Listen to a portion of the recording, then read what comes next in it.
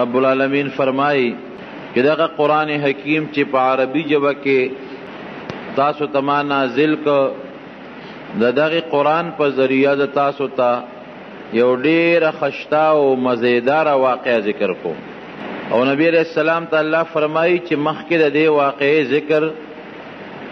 تا ته نه دی شوی او د دې نه تا ته اس قسمه اطلاع نه وه مونږ دې پې خبرو نبی کریم صلی الله علیه وسلم په مکه مکرمه کې مدینه منورې ته لا هجرت نو کړی او یهودیان په مدینه منوره کې اوسېدل نو مشرکانو د یهودو نه تپوس وکړه چې داسې څه سوال راته وښایې چې مونږ یې په دې پیغمبر باندې وکړو په نبي علیه السلام او دې پې چپ کړو هغې ورته وویل چې تاسو د دې هلک نه چې د پیغمبرۍ دعوی کړې ده د یوسف علیه السلام د واقعې تپوس وکړئ دا معلومات ته وکړئ او دا تپوس ته وکړئ چې یوسف علیه السلام دی خو په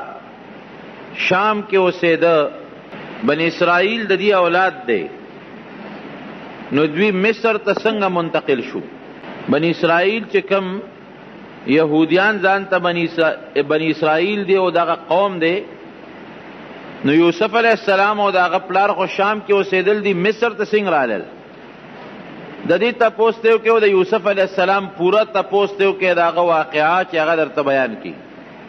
نو که دا واقعه بیان کړي به رښتونی پیغمبري که دی بیان نه کړه دی به دروغجني بیا او دا تپوس یې ترې ځکه وکړه چې د یوسف علیہ السلام واقعه د مکې په عربو کې مشهوره نه وه چاته هم دا واقعه په مکه کې نه وه معلوم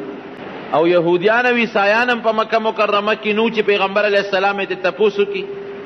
نه د مکې خلکو ته دا قصه معلومه وه نو ځکه یهودیانو د مکې مشرکانو ته وویل چې له دې تپوس ته وکړئ دی رالل او نبی علیہ السلام ته کېناستل ورته خو پته وه چې دا قصه مونږ ته نه ده معلومه ده ته هم نه ده معلومه یهود او عیسایین نشته چې د هغه نه معلومات وشي نو دی نبی علیہ السلام به دا واقعه مونږ ته بیان نه کړي شي دی به چپ پاتې شي وی چې مونږ ته د یوسف علیہ السلام قصه وکړه او په دې م پوهې کا چې بني اسرائیل چې کوم د یوسف علیہ السلام او د یعقوب علیہ په حقیقت کې د یعقوب علیہ السلام اولاد دی د اسحاق علیہ السلام نو په دې باندې مونږ پوهې کا چې دا بني اسرائیل خو مصر کې شام کې مصر ته څنګه رالل پیغمبر علیہ السلام جبریل علیہ السلام ته رجوع کړه او حضرت جبریل علیہ السلام د رب العالمین نه په قرآن حکیم کې پوره یو صورت راوړه چې هغې ته صورت یوسف وایي او هغه واقعه مکمل اول نه آخره پورې د مکې مشرکانو ته بیان کړه اگر چې هغې ایمان راو نه خدا د نبی علیہ السلام د نبوت او د پیغمبرۍ غټ دلیل شو ځکه دا واقعه چې نبی علیہ السلام پوره بیانوي د کوم ځای نه بیان کړه نه خو دغلته کې څوک یهودي عیسایي شته چې د هغې نه زده کړي نه عربو کې دا واقعه چاته معلومه وه پته لګي چې دا د رب العالمین وینا ده او الله فرمایي نحن نقص عليك احسن القصص بما اوحينا اليك هذا القرآن وان كنت من قبله من الغافلين اے پیغمبر تا ته اس علم نو تا ته دې واقع پته نه وه د قرآن حکیم د وحی په ذریعه هم تا ته دا یو خشتا مزیدار او خوشګه اعلی قسم درته بیان کړه چې ته دا خلکو ته ووایې او دا ستا د نبوت او د پیغمبرۍ یو مضبوط دلیل شي رب العالمین په دې صورت کې د یوسف علیہ السلام څلېرویشت کرته ذکر کړی دی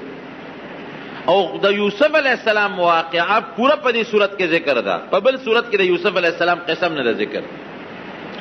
یوسف علیہ السلام څوک ډېر عبرتونه دي پکې ځکه دا واقعه تاسو ته بیانوم د مسلمان دپاره او د انسان دپاره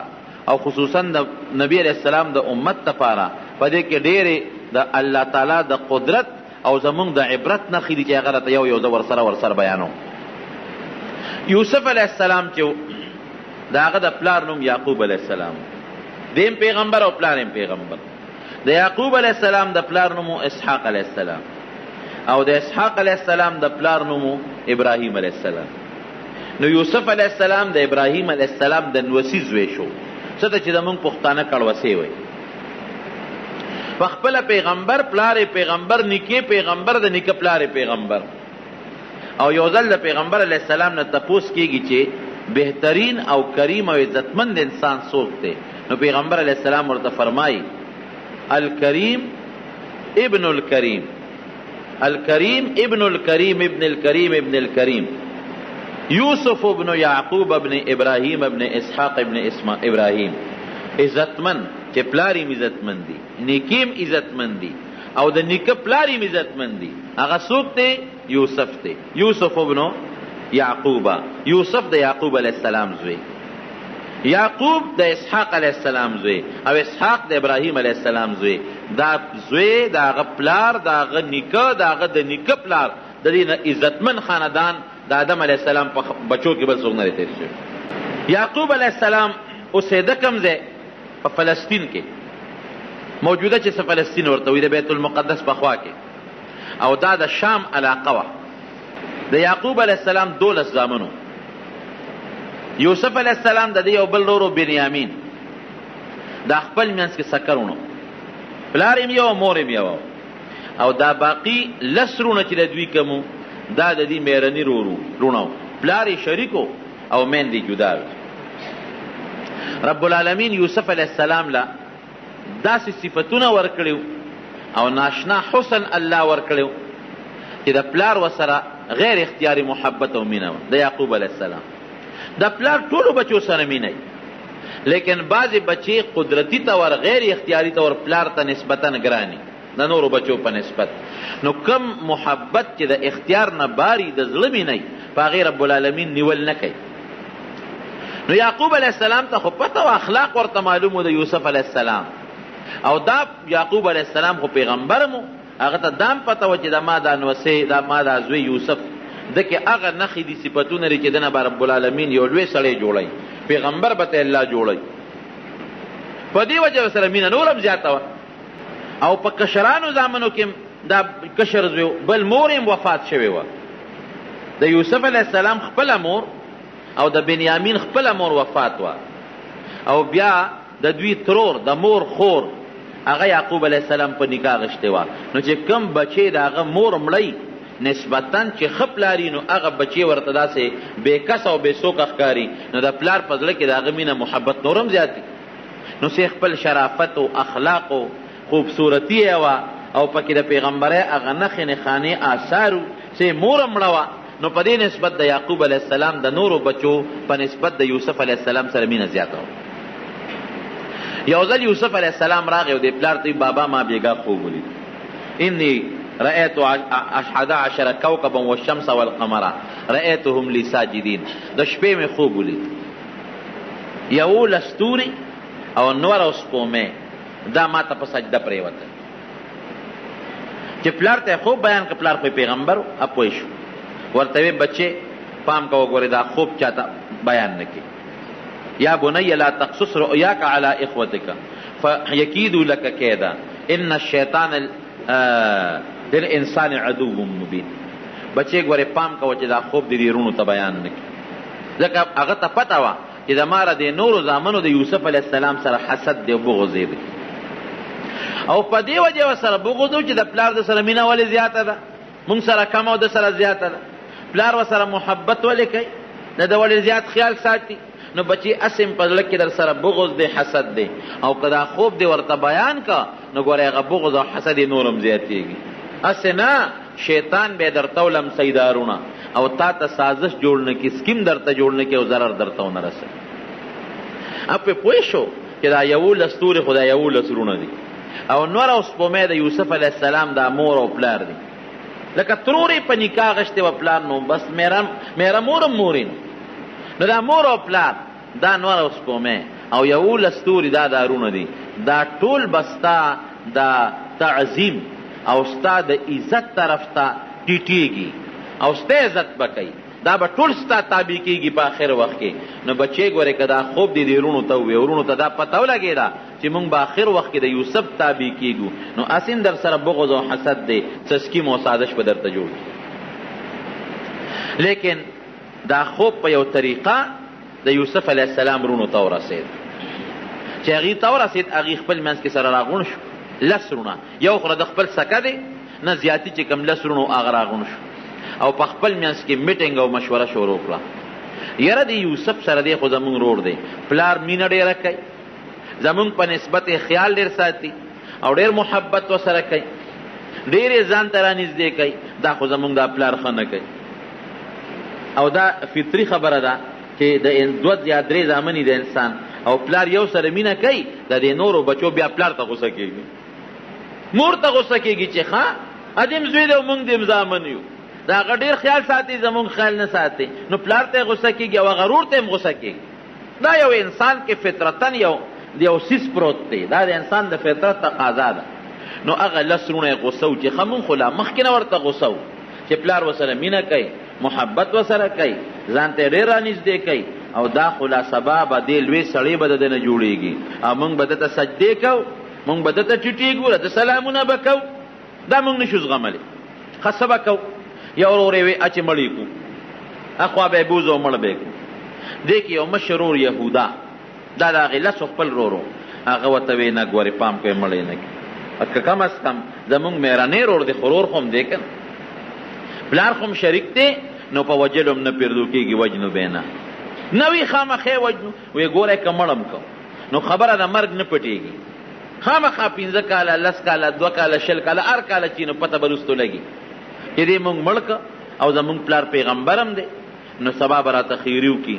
ازار به راته وکړي، او یا زمونږ پته به ولګي، نو برباد او تباه به شو. وجنو خو یې نه. ښه بیا به ورسره څه کوو؟ وی داسې به وکړو چې ته لرې ځنګل ته به یې بوځو، هلته به یې په یو کوي کې ور وغورځو، بس مونږ به اخلاص شو، د قتل نه به مونږ بچ شو، په مونږ به د قتل الزام ونه لګي، او د مرګ د ګناه نه به هم بچ شو. او کوي کې به یې وغورځو، که چاته چاره وویسته نو چاته به څه پته لګي چې دا څوک دی، وړي به،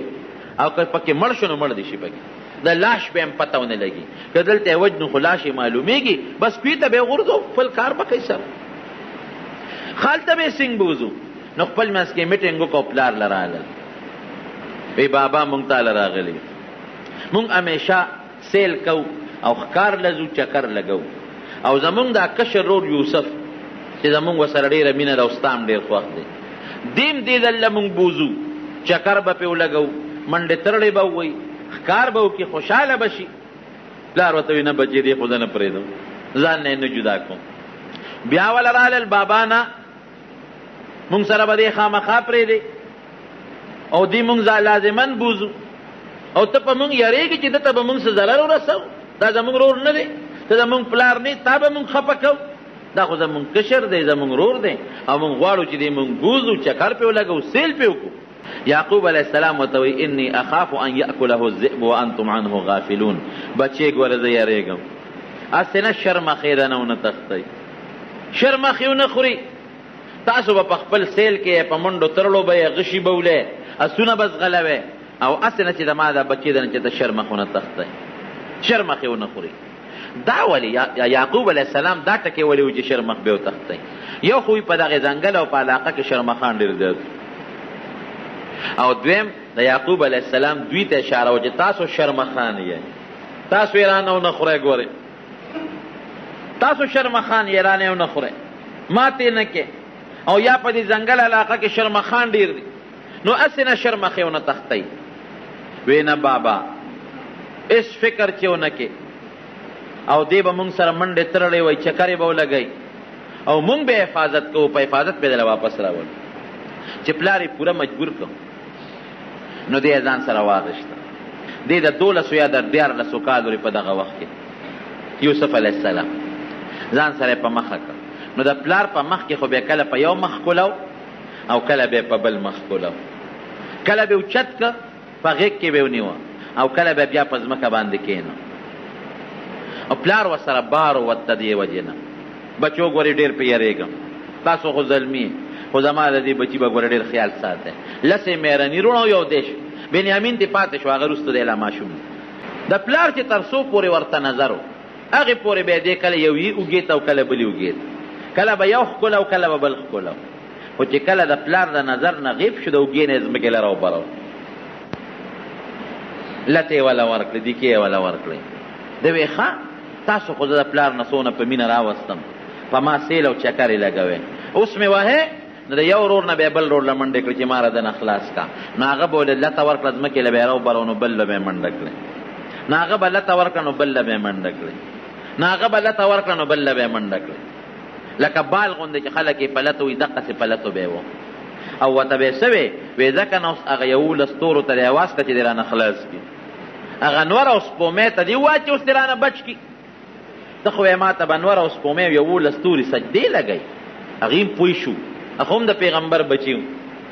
چې دا 11 ستوري مونږ یو نور او سپومې را د مور او پلار دي دله به عزت ورکوي او مونږ به ورته کوس پاس کېږو دا چې ته مونږ برداشت کوو لته به یې ورکړه شا به هغه 11 ستوري دې راوله چې دې رانه بچ کړي ځکه نه هغه نور او سپومې دې راوله چې دې رانه خلاص کړي دې غریب ورته جاړې او چغې ورته وایي په دغه وهلو او ټکولو باندې یو لوی ځنګل ته بوت او په هغه ځنګل په دې منځ کې یو شړک وي قرآن حکیم کې ورته الله غیابات الجب وایي غیابات غیابه عربی کې هغه ځای ته وایي چې شړ او دشت او بیابان او تیاره ځای وي داسې پټ ځنګل د تیارو ځای او جب هغه کوي ته وایي چې هغه کچک وي غاړه یې پخني نو داسې کوي چې هغه د تیارو نه ډکي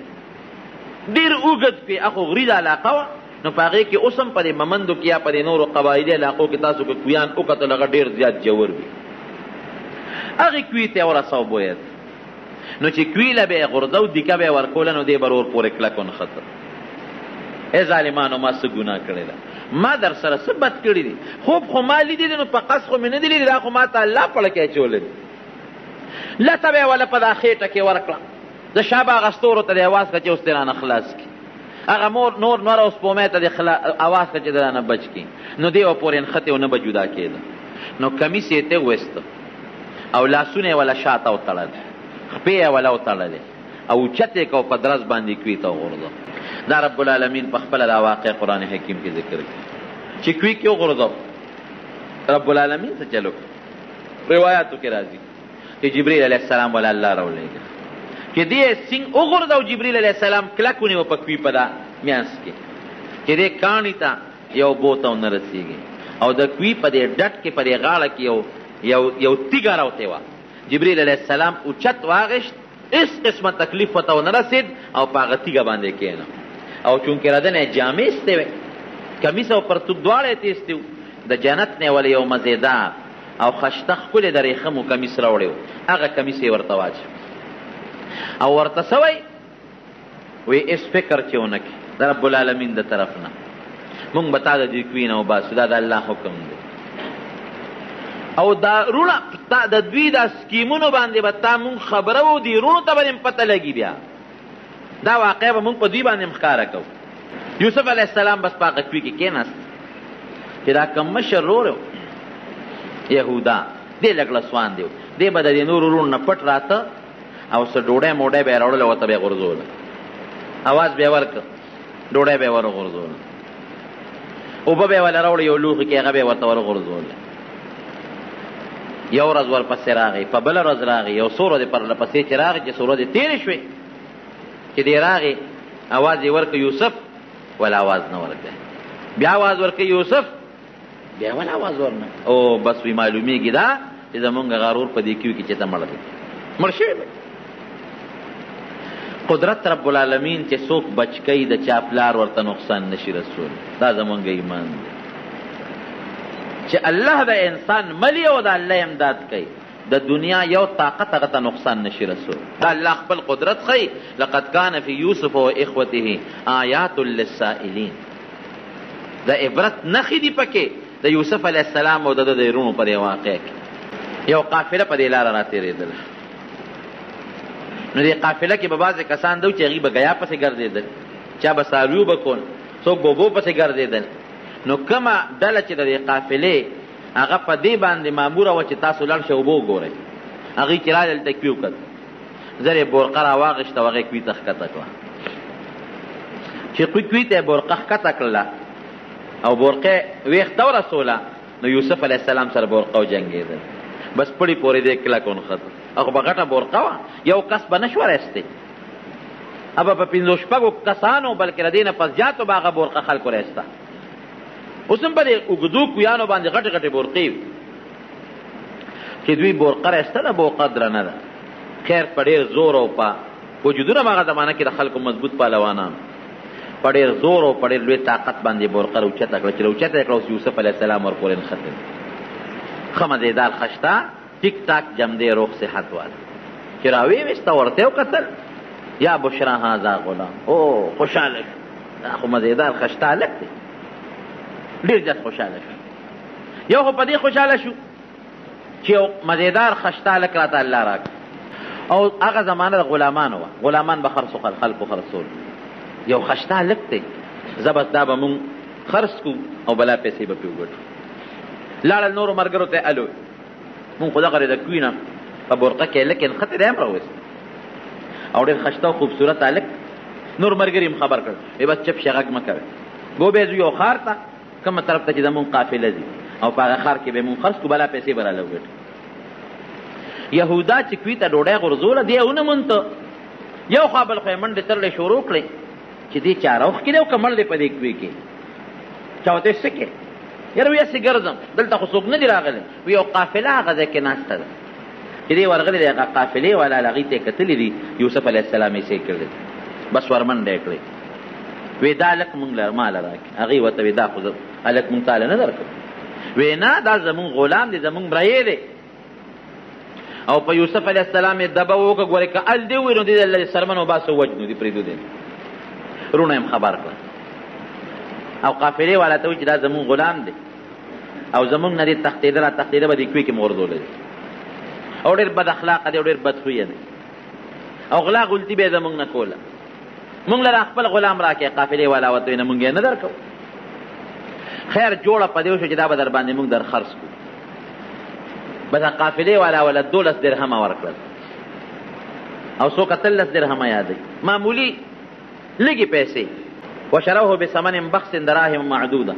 وکانو فيه من الزاهدین په 13 یا په 12 درهمه باندې د خپل لور خرڅ کړه په قافلې والا پیسې یې واخېستې خپل منځ کې تقسیم کړې چې دې کله پلار له لاړل د شپې ماسخوتن نو جړه انګولا ده او لویې چغې سورې دي د کلي خلک ورته راغونډ چې څه چل دی وایي زمونږ غرور یوسف زمونږ نه شرمخ وتښته مړی پلار یې راووته خو پوه شو چې څه چل خو شته چې راووت بچو ولې جاړی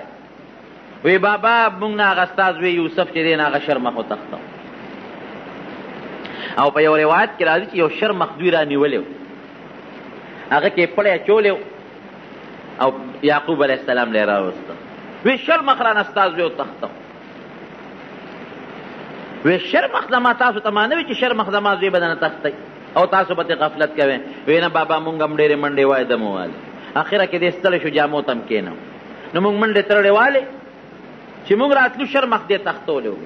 او شرمخ همدا دې رانیولی دی اوس چې ته ورسره څه کوې نو به ستا مخکې به دې شرمخ تا زوی شلولی دی او کمیس یې د ګډې یا د چیلې یا د اوسۍ په وینه کې لړلی و هغه یعقوب علیه السلام له ورکوي دا ستا د زوی کمیس دی او دا هغه وینه ده ستا د زوی دا هغه بچي مونږ څوک په شرمخ وتښتو مونږ خو یې خیال ساتو یعقوب علیه السلام چې کمیس ته وکتل نو کمیس شلېدلی نو ټیک ټاک و وی ډېر هوښیار شرمخ و چې زما زوی وجو کمیس یې ترې روغېستی دی شرمخ خو چې هلک شلی خو کمیس د هغې نه مخکې شلی چیرپار کې نو دا دونه هوښیار شرمخ دی چې زما د زوی نه روغ کمیس وویسته او بیا زما زوی خوړلی دی او دا شرمخ ته وی او وی وایه شرمخه دا د پیغمبر معجزه په هغه ذات د ستا قسم یې رښتیا وایه چې کوم ذات ته پیدا کړی و دا دواړه جهانه پیدا کړي دي زما زوی دی ولې خوړه وی شرمخ ورسره خبرې شروع کړې چې یعقوب دا زامن دی دروغ وایي زه دوی په جال ښکار کړم او رب العالمین په مونږ حیواناتو د پیغمبرانو د هغې د بچو وینې او غوښې حرامې کړي دي دروغ وایي دروغ دروغ قال بل سولت لكم انفسكم امري انفسكم فصبر جميل والله المستعان على ما تصفون بس وی لږ ته یو خبره خشته کړې وه او زما زویم زمانه غیب کو زه به صبر کوم او رب العالمین چې دی ابه ما سره په دې کې امداد کوي یعقوب علیه السلام د خپل بچي پسې جړل دومره د زوی پسې وجړل چې سترګې د جړا د وجې نه ړندې شوې وابیضت عیناه وهو کظیم زړې د غم د وجې نه او سترګې د جړا د وجې نه مکمل ړندې شوې نظر یې لاړ ختم شو او هر وخت به الله ته جړل چې یا الله زما بچي یوسف خو ما سره میلاو الله ورسره وعده کړې وه دې تمه و چې ما له به د خپل بچي الله راولي خو کله براول 1 کال پس 2 کال پس 3 کال پس 10 کال پس او څه پته لګي چې زما په بچي به څه ژوند تېرېږي د چا غلامۍ کې وی ګډه چیلی به سره کم ځای به نور ته وی سوري ته وی هوا ته وی یخنۍ ته وی ګرمۍ ته وی دا خو ډېره ګرانه خبره ده الله تعالی دې مسلمان د دې صدمې نه وساتي قافلې والا یوسف علیه السلام بوته مصر ته د مصر ښار د مصر په ښار کې خرڅو نو چې خرڅو یې نو بولی پې شروع شو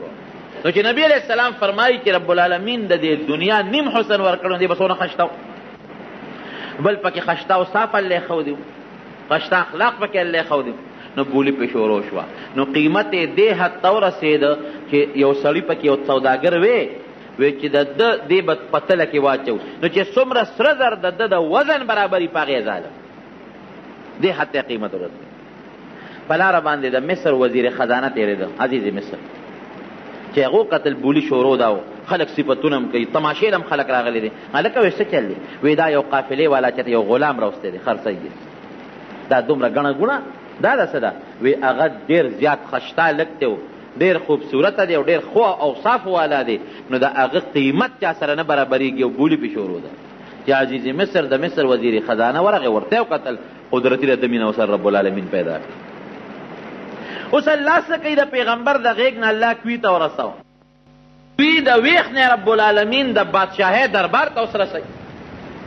ګوره الله چې څه کوي د انسان په عقل کې نه تېرېږي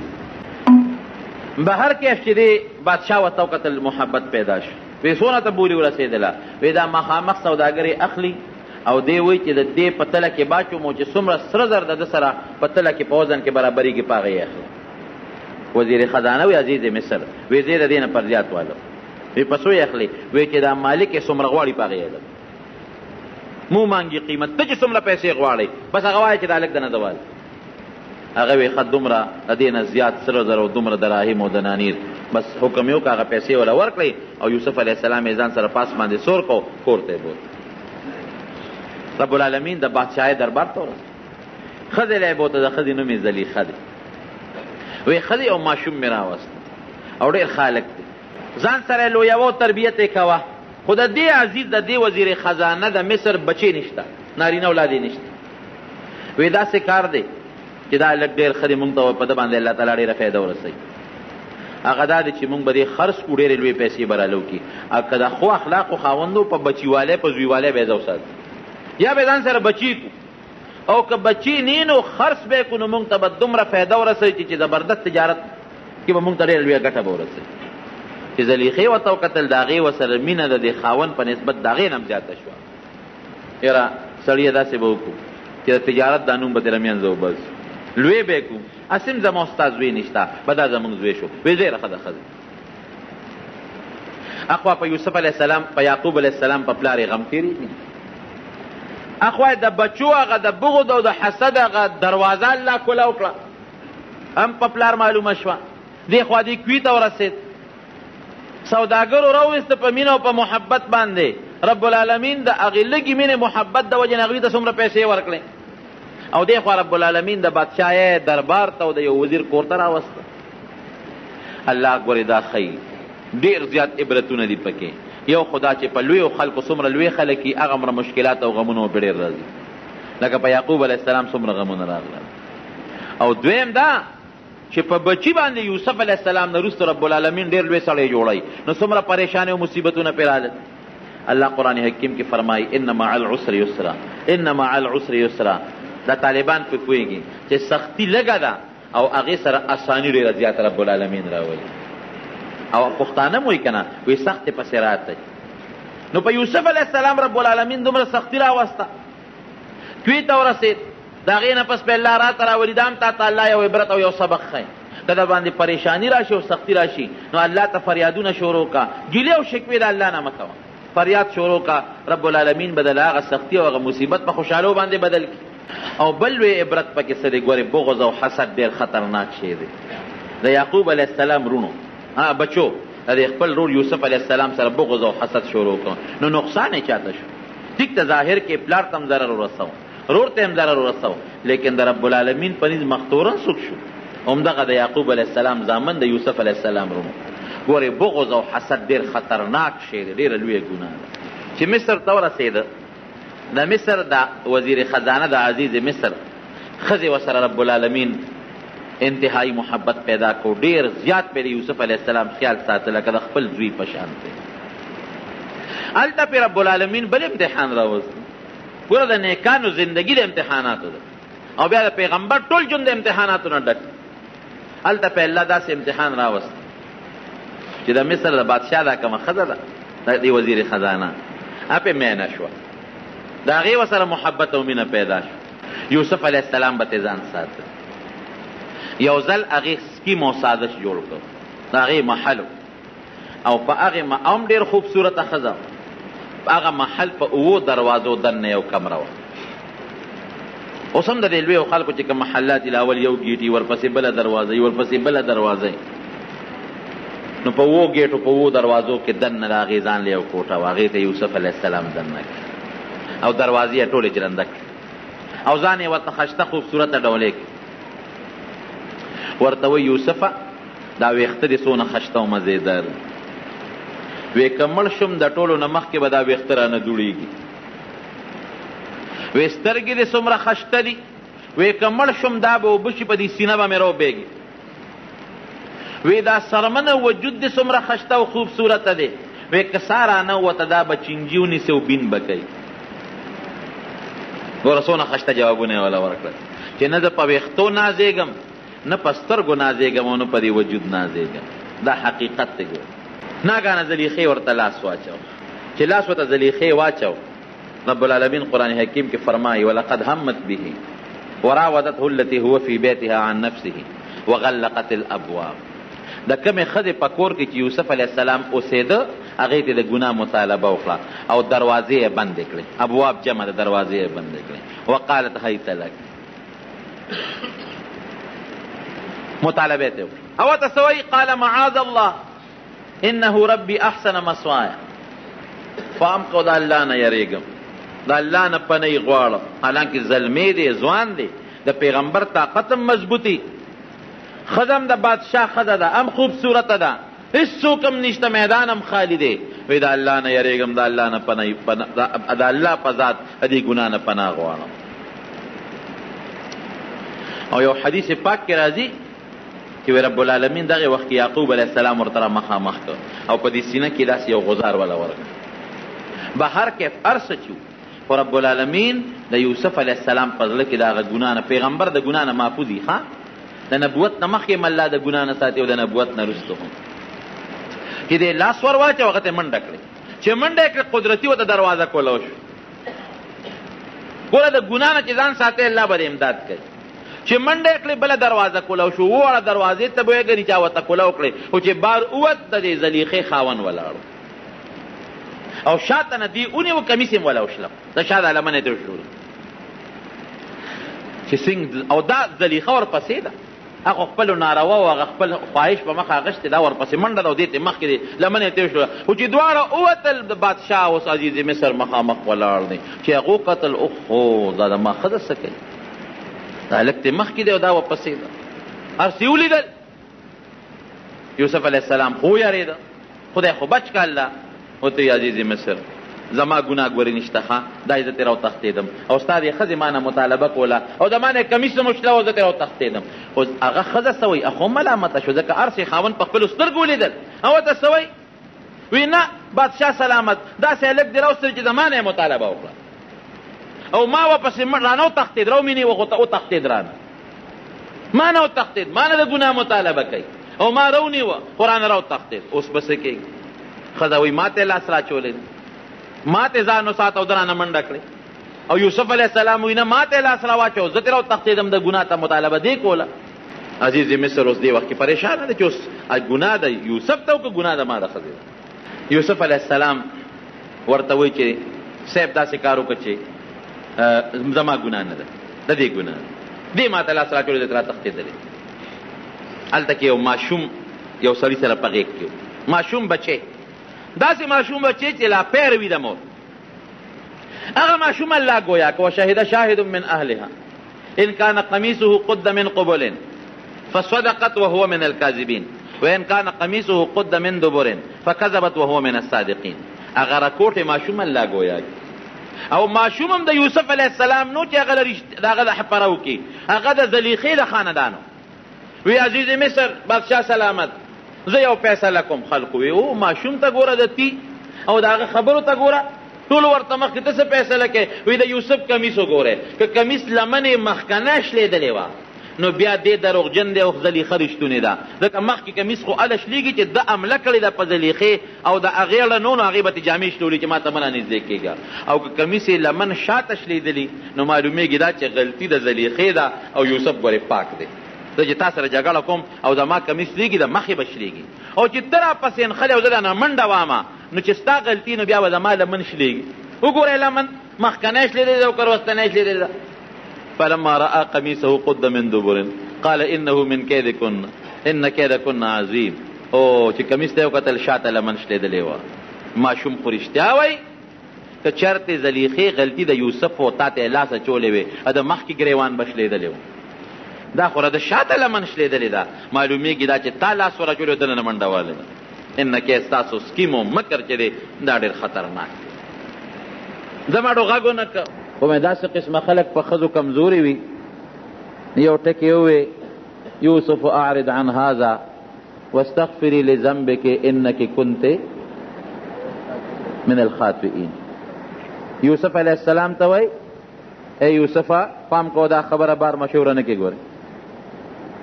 ځکه اوس به خلک تا نه تپوسونه کوي، ته به وایې چې زلیخې ما نه د غلطو مطالبه کړې ده. نو پام کوه دا خبره بار ونه باسې. او ښځې ته څه وایي؟ اوس په کار ده چې ښځې له سزا ورکړې وې. یوسف علیه السلام ته وایي ګورې پام کو چا ته غږ ونه کړې، څوک خبرې نه خبر نه کړې، نوره بېعزتي به مې وشي. یوسف اعرض عن هذا. او ښځې ته وایي بس چې څه دې کړي دي غلطي دې کړې ده الله نه بخښنه غواړه. اوس په کار نه وه چې ښځې ته یې کوتک نیولی وې یا سزا یې ورکړې وې. نه نه کمزور یو غریب شته که دې زمانه کې هم په ښځو کمزوري شته. واستغفري لذنبك پام کو وګورئ بس خدای نه بخښنه غواړه. یاره تاسو ډېر بې خونده ښځې یې. ښه بس دونه ټکې یې ووایي ډېر بې خونده یې تاسو. هغه دا خبره خو دغه ځای پورې فیصله شوه. دلته فیصله شوه خبره یوسف علیه السلام ته بس دا وایي چې بس ته چپ شه نور به غږ نه کوې او ښځې ته وایي د الله نه بخښنه غواړه. خبره مشوره شوه. دغه څو کسانو خو خبره واورېده او بادشاه عزیز مصر ویې ګورې غږ به نه کوې. خبره مشوره شوه. چې خبره مشوره شوه د مصر په ښځو کې او زلیخا دا ګوره د لوی وزیر ښځه ده او د یو خپل غلام نه د ناروا مطالبه کوي. دوه غلطۍ دي، یو خدا چې د دومره لوی سړي ښځه او ګناه طلب کول، او دویم دا چې ګناه طلب کوي نو په کار راوچې چې ته د لوی سړي نه طلب کړی وې نو یو خو په خپل غلام باندې دا مینېږي. یو غلام نه دا د ګناه مطالبه کوي. دا خو ډېره بېکاره ښځه ده. د دې اړه ته خو دا محبت ډېر دننه ننوتی دی. دا خپل ځان ته نه ګوري او خپل غلام ته نه ګوري چې د ناروا مطالبه کوي نو په کار ده چې د وزیر نه یې کړی وې. یو خپل غلام او د مرګي نه مطالبه کوي. ښځو په مخه واغېشته پراپېګنډې شروع شوې د وزیرانو ښځو، د مشیرانو ښځو، د افسرانو ښځو، دا پراپېګنډې شروع کړو. خو چې دا پوه شوه چې دا خو زما خلاف پراپېګنډې شروع شوې، بېعزتي مې کېږي، کوڅه په کوڅه راپسې خبرې شروع دي، نو دی اوس د دې نه پسې ځان خلاص کړم. دی یو دعوت وکړه او هغې کې قسم قسم میوې کېښودې او د ټولو وزیرانو د غټو غټو افسرانو ښځو له دعوت ورکړه چې ټول راشي. ټولې ښځې رالې، بالښتونه یې ورته کېښودل، هغې ته یې ډډې ووالې. ښځو هم دا سوچو چې د عزیز مصر ښځې مونږ له ډوډۍ کړې ده، اوس مشوره به کوي. ټولې ښځې رالې، ټولو کې د وزیرانو د مشیرانو د غټو غټو افسرانو ښځې ناستې دي. ډوډۍ ورته مخکې کېښوده، میوې ورته مخکې کېښودې او د هوښیاره وه زلیخا چړې یې وله لاس کې ورکړې، ځکه دا میوې اوس هم خلک په چړو باندې پرې کوي. هغه زمانه کې هم دا رواج و چې کله دې کېناستې او مزېدار بسترې او بالښتونه ورسه پراته دي. فلما سمعت بمکرهن ارسلت الیهن واعتدت لهن متکئا. غټ تکیاګاه یې جوړه کړه او وآتت كل واحدة منهن سکینا. الله فرمایي هر چا له لاس کې چاړه ورکړه. وقالت اخرج عليهن. یوسف علیه السلام خو غلام عمره یو په دې خو راځه پیوس یوسف علیه السلام بهر په دروازه را دننه شو. او غلام دی، اوس حکم دی ورته د خپلې مالک سردارې، خو چې څنګه را ننوت فلما رأینه اکبرنه چې دې ښځو ورته وکتل یوسف علیه السلام ته، اوهو وړه کې ډېر لویوالی راغی. دا هغه غلام دی، یو ښځه یو ته وایي او بل ښځه بل ته وایي، او دا خو ډېر خشته دی، دا خو ډېر زیات خوبصورته دی. خو چې څنګه هغې ته وکتل نو قطعنا ایدیهن، د هغه میوو په ځای باندې چړې په دې خپلو ګوتو راښکلې. پوی نه شو چې دا مونږ میوه پرې کوو او که مونږ ګوتې پرې کوو. د یوسف علیه السلام هغه حسن پې داسې غالب شو، داسې چې بس په ځان پوی نه شو، د میوې په ځای ګوتې ځان له کټ کړلې او په لاسونو باندې ځان له لاسونه زخمي کړل او سرمنو نه وینې روانې شوې. حاشا لله ما هذا بشرا، او الله خو ډېر لوی ذات دی، ډېر پاک دی. دا انسان نه دی، دا لک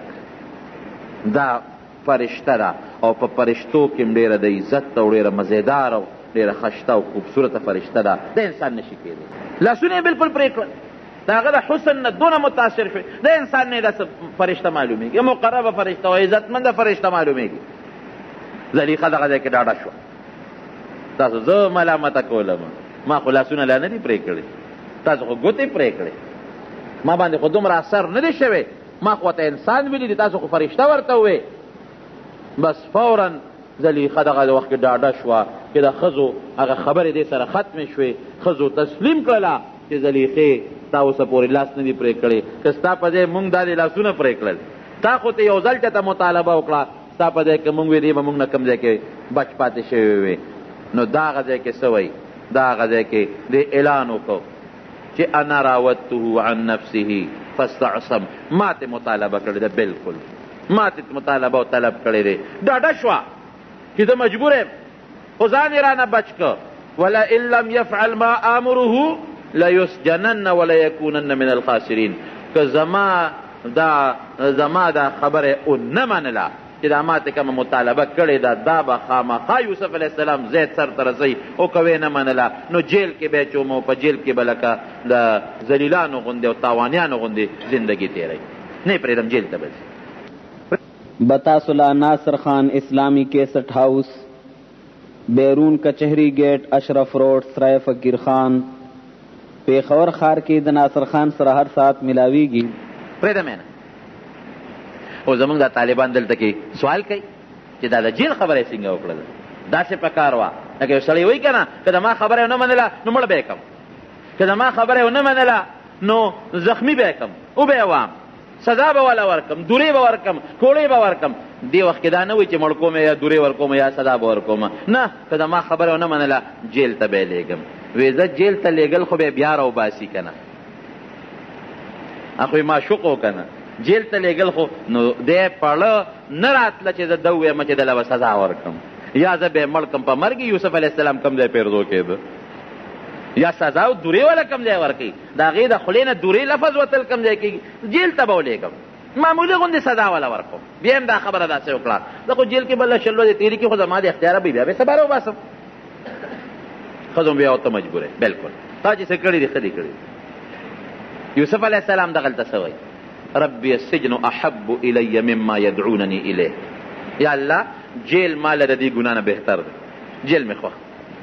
که ته ما جیل ته لېږې بلکل تیار تابعدار. خو دا ګناه خو تصور د مانه نه کېږي، سوال نه پیدا کېږي چې زه دې ګناه وکړم، بلکل قطعا نه کېږي، جیل مې خوښ دی، الله ما ته جیل د دې ګناه نه خوښ دی. والا تصرف عني کیدهن اصب الیهن واکن من الجاهلین، خو الله د ګناه نه مې ګورې ته ساتې، ګوره د ګناه نه ساتندون کې څوک دی؟ رب العالمین. الله نه به سوال کوي چې ما د ګناه نه وساته. ګنې شیطان درته دا ګناه داسې خشته کي چې سړی په ځان ورته بیا نه پوهېږي، پردی مال هره ګناه چې وي. نبی علیه السلام فرمایي دا شیطان سړي ته دا ګناه خشته کي، مزینه کی، ډوله کی، او چې کوم عذاب د الله را طرف نه په ګناه مقرر دی، هغه عذاب د انسان د ذهن نه وباسي، دی بیا خامخا ګناه کوي. یا الله که د دې ښځو د مکر نه دې ونه ساتلم، ګورې زه به د ډېرو ناپوهیو نه شم، یا الله ما به د دې مکر نه ساتې، جیل لاله بهتر دی. هلته عزیز مصر ته خبره ورسېدله چې اوس خو خبره بل شان شوه، اوس خو د زلیخې عشق مخکې پټ اوس ښکاره شو، اوس خو دا خبرې ټولو ښځو واورېدې، اوس به د سره څه کوو؟ زلیخا خاوند ته وایي ګورې پام کوه سزا به نه ورکې جیل ته به لېږې هم مجبور او یوسف علیه السلام یې جیل ته ولېږه چې جیل ته حضرت یوسف علیه السلام څنګه ننوته د الله نه یې وغوښته جیل ته لاړ نو هلته کې په جیل کې یوسف علیه السلام دومره رب العالمین دله عزت ورکړه چې د جیل که مشر داروغه مشر هغه معتقد شو هغه به وله راته هغه به وله د خوښې خوراک ورکو هغه به ډېر لوی عزت کو او خاص بارک کې بند نه که ولې اجازت ورکړه چې ته په دې جیل کې په کوم ځای کې ګرځې نو ګرځه او ممکن ده زما اړه کې دا یو ټکې راځي چې ممکن ده دا د بادشاهانو د وزیرانو د ښځو نه خو دا افسران مجبوروي ممکن ده زلیخې به ورته ویلي چې ګوره جیل ته مې درلېږلي دي خو ګزاره ورسره کوه ولې محبت او مینه خو یې ورسره وه که په دومره سختو خو یې پرزوم نو جیل کې ورته مکمل اجازت و خلک به راتلل ورسره به میلاوېدل تپوسونه به ترې خلکو کول حسن یې ډېر زیات و او چې کوم انسان خشتۍ ښکلې وي د انسان ورسره قدرتي ته ورمینه پیدا کېږي نبی کریم صلی الله علیه وسلم فرمایي دوی کله چې د معراج ته وختم د ما د پیغمبرانو سره ملاقات وشو یوسف علیه السلام مې ولیدل وایي چې ما ورته وکتل نو د دې ټولو دنیا د خلکو نیم حسن رب العالمین یوسف علیه السلام له ورکړی پیغمبر علیه السلام فرمایي نو جیل کې ورسره د خلکو محبت پیدا شو د خلکو مینه ورسره پیدا شوه خلک به راتلل تپوسونه به یې ترې کول 2 کسانو جناب او ده به په جیل کې څه کول د ده ډیوټي څه وه ده به د مریضانو تپوس کو او چې کوم جیلیان وه هغوی له به د صبر تلقین ورکو خیر دی صبر وکړې ګوره ما باندې الله تعالی داسې امتحانونه راوستل چې دوی ته الله وغورځولم الله راوویستم بیا را باندې بل امتحان راغی د عزیز مصر په کور کې د ګناه هغې نه الله وساتلم اوس را باندې د امتحان راغی نه مې څه غلطي کړې ده نه مې ګناه کړې ده نه مې مرګ کړی دی نه مې لاره شکولې ده او جیل ته راغلی خیر دی صبر کوئ الله به مې امداد وکړي د جیل نه به مو بس هر چا ته به د صبر تلقین ورکو او چې کوم به بد اخلاقه جیلي وو هغه ته به نصیحت کو چې ګوره په بد اخلاقۍ کې ته جیل ته راغلی او پام کوه آینده لپاره دا ګناه ونه کړي دا غلطي ونه کړي دا معمولي جیل دی د خدای جیل ګورې د قیامت پر دوزخ ډېر لوی شی دی ځان ساته خلکو ته به خشته نصیحت کو د خلکو اخلاقي تربیت به کو او خلکو له به صبر تلقین ورکو د مریدانو تپوسونه به کول د هر چا ورسره مینه محبت پیدا شو چې دې جیل ته ننوتېده نو 2 لکان ورسره جیل ته ننوتل قرآن حکیم کې الله فرمایي ودخل معه السجن فتیان 2 لکان هغه 2 لکان څوک یو د بادشاه کوم چې لوی بادشاه دا عزیز خو وزیرو کوم چې لوی بادشاه دا هغه ریان نومو ریان هغه بادشاه د موجوده فرعون چې کوم د موسی علیه السلام زمانه کې چې کوم فرعون و دې فرعون نیکو دغه فرعون نوم چې کوم د موسی علیه السلام په زمانه کې دریاب کې غرق شو د هغه نوم ولیدو د هغه د پلار نوم مصعب او د مصعب د پلار نوم ریانو دا هغه ریانو دا چې کوم د یوسف علیه السلام په زمانه کې دا فرعون وی فرعون د مصر د هر بادشاه یو لقب نو د هغې بادشاه یو ساقي شراب به یې پسکل او یو خاص ډوډۍ والو اوس هم د دې بادشاهانو مخصوص کسانی کې په هغوی باندې پوره اعتماد ولې زهر مهر ورته وانه چي خراب شي پې ونه خوري نو د یمن د بادشاه سره د دې بادشاه روانه وه جګړه وه هغې د یمن بادشاه دا کوشش شروع کړه چې د مصر د بادشاه ریان دا خو ډېر مضبوط دی د دې لښکر خاوند دی په بله طریقه خو یې د نشم والی راشه ورته به دا غلامانو له پیسې ورکړمه زهر به ورته واچي دی به مړ شي دې دواړو له ډېره غټه پیسه ورکړه دې ساقي له دا شراب چې په بادشاه څکل او دا بل چې کوم ډوډۍ والا لنګري دې له پیسې ورکړې باورچي چې ورته تاسو وایه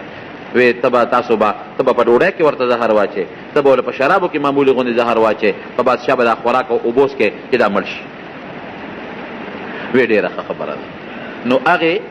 طباخ چې هغه کم باورچي و لنګري هغه په هغه خوراک کې اعلی خوراک بادشاه له تیار کو پکې معمولي زهر ور واچو تیز زهر او چې کم شراب والو هغه په شرابو کې ورته زهر ګډ کړل چې ته به ډوډۍ ورکړې زه به شراب ورکړم دا به اوس کې مړ به شي او پیسې یې د هغه یمن د بادشاه نه اخیستې وي چې بار ته څنګه ووتل او بادشاه ته هغه خوراک کېښوده او هغه اوبې ورته کېښودې دې وخت کې دا چې کوم ساقي و دې ویارېد دې پوه شو چې دا خو مې غلط کار وکړ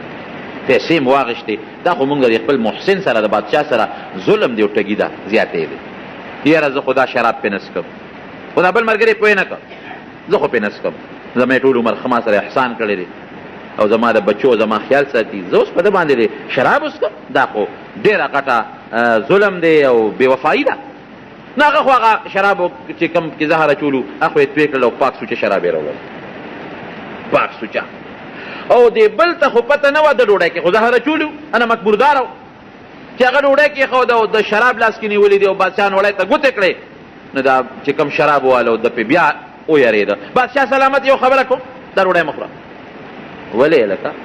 دې کې زهر اچولې شوي دې سړي پکې زهر اچولې پیسې یې اخېستې دي د یمن د بادشاه نه. ډوډۍ والا خو وایي چې دم زهر اچولې دي، وایي بادشاه سلامت دروغ وایي، دا اوبه مه څښه دا شراب، دې کې د زهر اچولې دي، خو دواړو په شریکه زهر اچولو، خو ساقي چې دی اوبه والا خو هغه شراب توی کړل نور یې راوړل، ده پکې زهر اچولې، پام کوه چې دا ونه څښې. بس بادشاه هغه ډوډۍ هم سنبال کړه، هغه اوبې هم سنبال هغه شراب، او حکم یې وکړو دا دواړه جیل ته ولېږئ، د دې تحقیق کوو، یو وی دا چولې بل وی دا چولې ای تحقیق کوو، چې کوم ګناهګار ثابت شو هغه له به سزا ورکو، او چې کوم بې ګناه ثابت شو هغه به بری. دا دواړه هلکانو ته یې کړی واچولې او چې څنګه یوسف علیه السلام جیل ته ننوځي دیم ورسره جیل ته لاړ. بادشاه تحقیق شروع کړه چې غلطي د چا ده. اوس که ډوډۍ والا په ډوډۍ کې زهر میلو کړي نو ګناه ده شوه، او که شراب والا په شرابو کې زهر میلو کړي ګناه د هغه شوه، او که دواړو میلو کړي دواړو ګناه شوه. اوس د هغې خو دلته تحقیق شروع شو، هلته کې دا دواړه چې یوسف علیه السلام سره جیل ته لاړل، نو د دوو کې مفسرین لیکي څوک وایي دواړو لیدي خوب، څوک وایي نه دی یو کس خوب لیدی چې دا کم ساقي دی